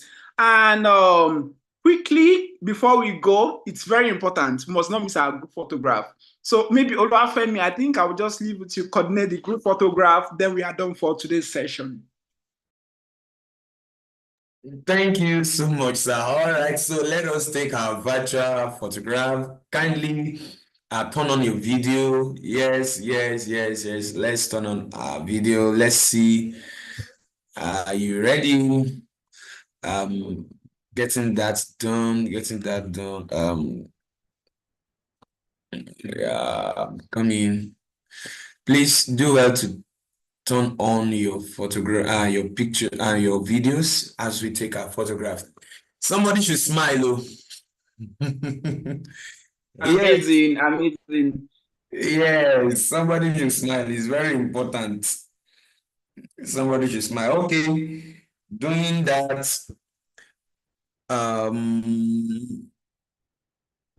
Okay.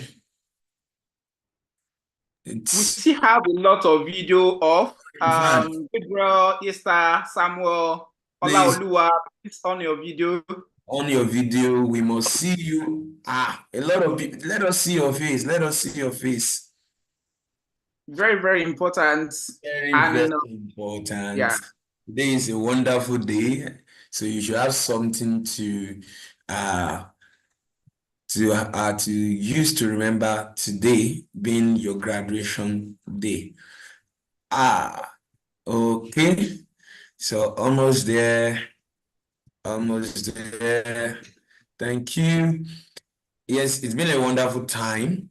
Thank you for staying through the program. Thank you for attending to this conference. Thank you so much. And we'll look forward to further engagement with you when we get to contact you. So do enjoy your day. All what you've learned, both in the program and in the conference, it would be nice if you put them to use, and let's keep pushing. Preach the word, preach sustainability, preach sustainable energy, and get involved in innovations. And don't forget to volunteer in organizations that you know that they already have the solution you are looking forward to. All right, on this note, on behalf of the entire leadership of AIIDEV Africa, on behalf of all our partners, on behalf of all our board of leaders and the entire good fellows out there who are doing an amazing job in sustainable energy, we'll be bringing this conference to close, and we say thank you so much to our keynote speakers. Thank you so much to everyone that has made C2024 a success. All the programs team, the projects team, communications team, media team, thank you. We can't thank you enough. And to everyone that has made it a date with us today, thank you so much for coming live and for coming through.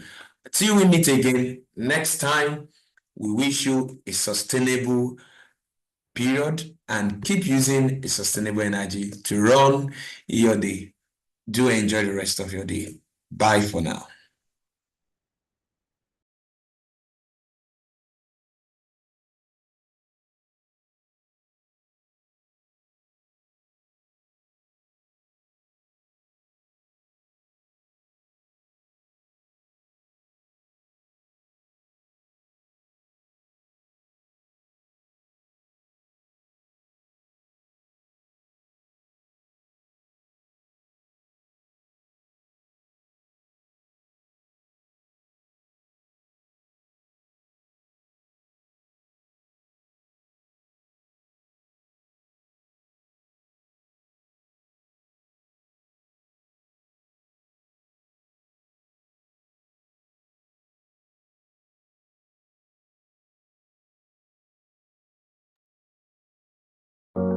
Africa is richly endowed with significant energy resources, yet it accounts for only 3% of global renewable electricity generation capacity.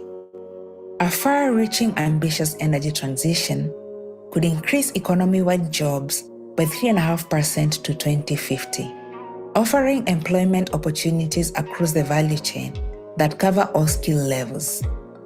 It could boost GDP by more than 6%, provide energy services to the 592 million people currently lacking access, and improve welfare across regions.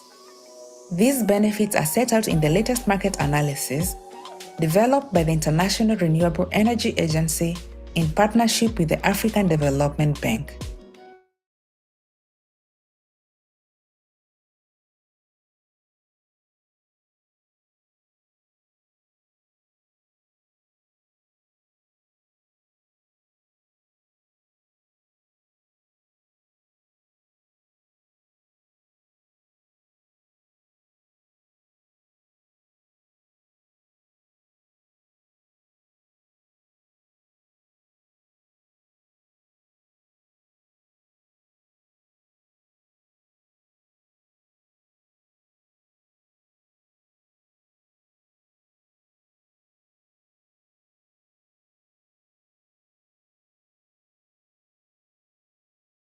In the past 3 months, the Sustainable Energy Accelerator has united a global network of skilled professionals and changemakers.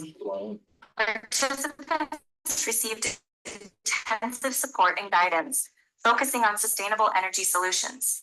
The program's goal is to drive the adoption of these solutions across the continent, creating a cleaner and more sustainable future. The program featured advanced workshops, research and case study development, energy innovation development, and incubation for energy innovators.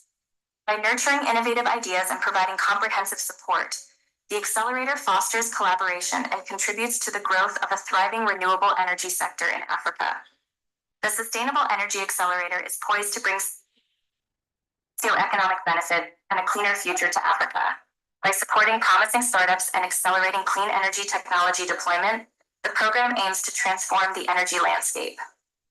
This initiative will play a crucial role in shaping a sustainable energy future for the continent. Hey everyone, my name is Lengai Singwe. I'm from Zambia. I'm one of the participants for the Sustainable Energy Accelerator for 2024. I must say it has been an amazing journey and experience. Over the past 4 months, I have acquired practical skills and knowledge in various sources of renewable energy, energy efficiency as well as sustainability practices. I must say I'm very thankful to the SEA team for their mentorship as well as tutoring. I'm also thankful to my fellow participants who during group discussions shaped my mind and imparted knowledge in me. I must say that I will put into practice everything that I've learned for a future sustainability. Thank you. Hello, my name is Alan Tunduli from Kenya, and I've had the incredible opportunity to be part of the Sustainable Energy Accelerator program. During the program, I was part of the Clean Cooking Technologies group, and we focused on various clean cooking technologies in Africa and various case studies like the LPG gas in Nigeria and biogas in Zambia. One of the most rewarding aspects of this program was interacting and collaborating with the like-minded individuals across Africa, all of whom were focused on finding solutions to Africa's energy challenges. I am grateful for this opportunity, and I deepened my understanding about renewable energy and sustainable energy technologies. Thank you, SEA, for this opportunity and journey. My name is Kazim Paul Adekoye. I participated in the 2024 Sustainable Energy Accelerator program organized by AIIDEV, and it was a nice experience. This whole process, the whole involvement was more than just an experience. It was a transformative journey, my career, my life, the knowledge, the networking, the tutors, everything about this program was just a top notch. And I want to really appreciate the organizing team that they should keep up the good work, and God will continue to strengthen them, perfect everything that concerns them and that concerns them. And to the incoming sets, I can tell you that you are going to learn a lot from these wonderful instructors as you make yourself available. Thank you.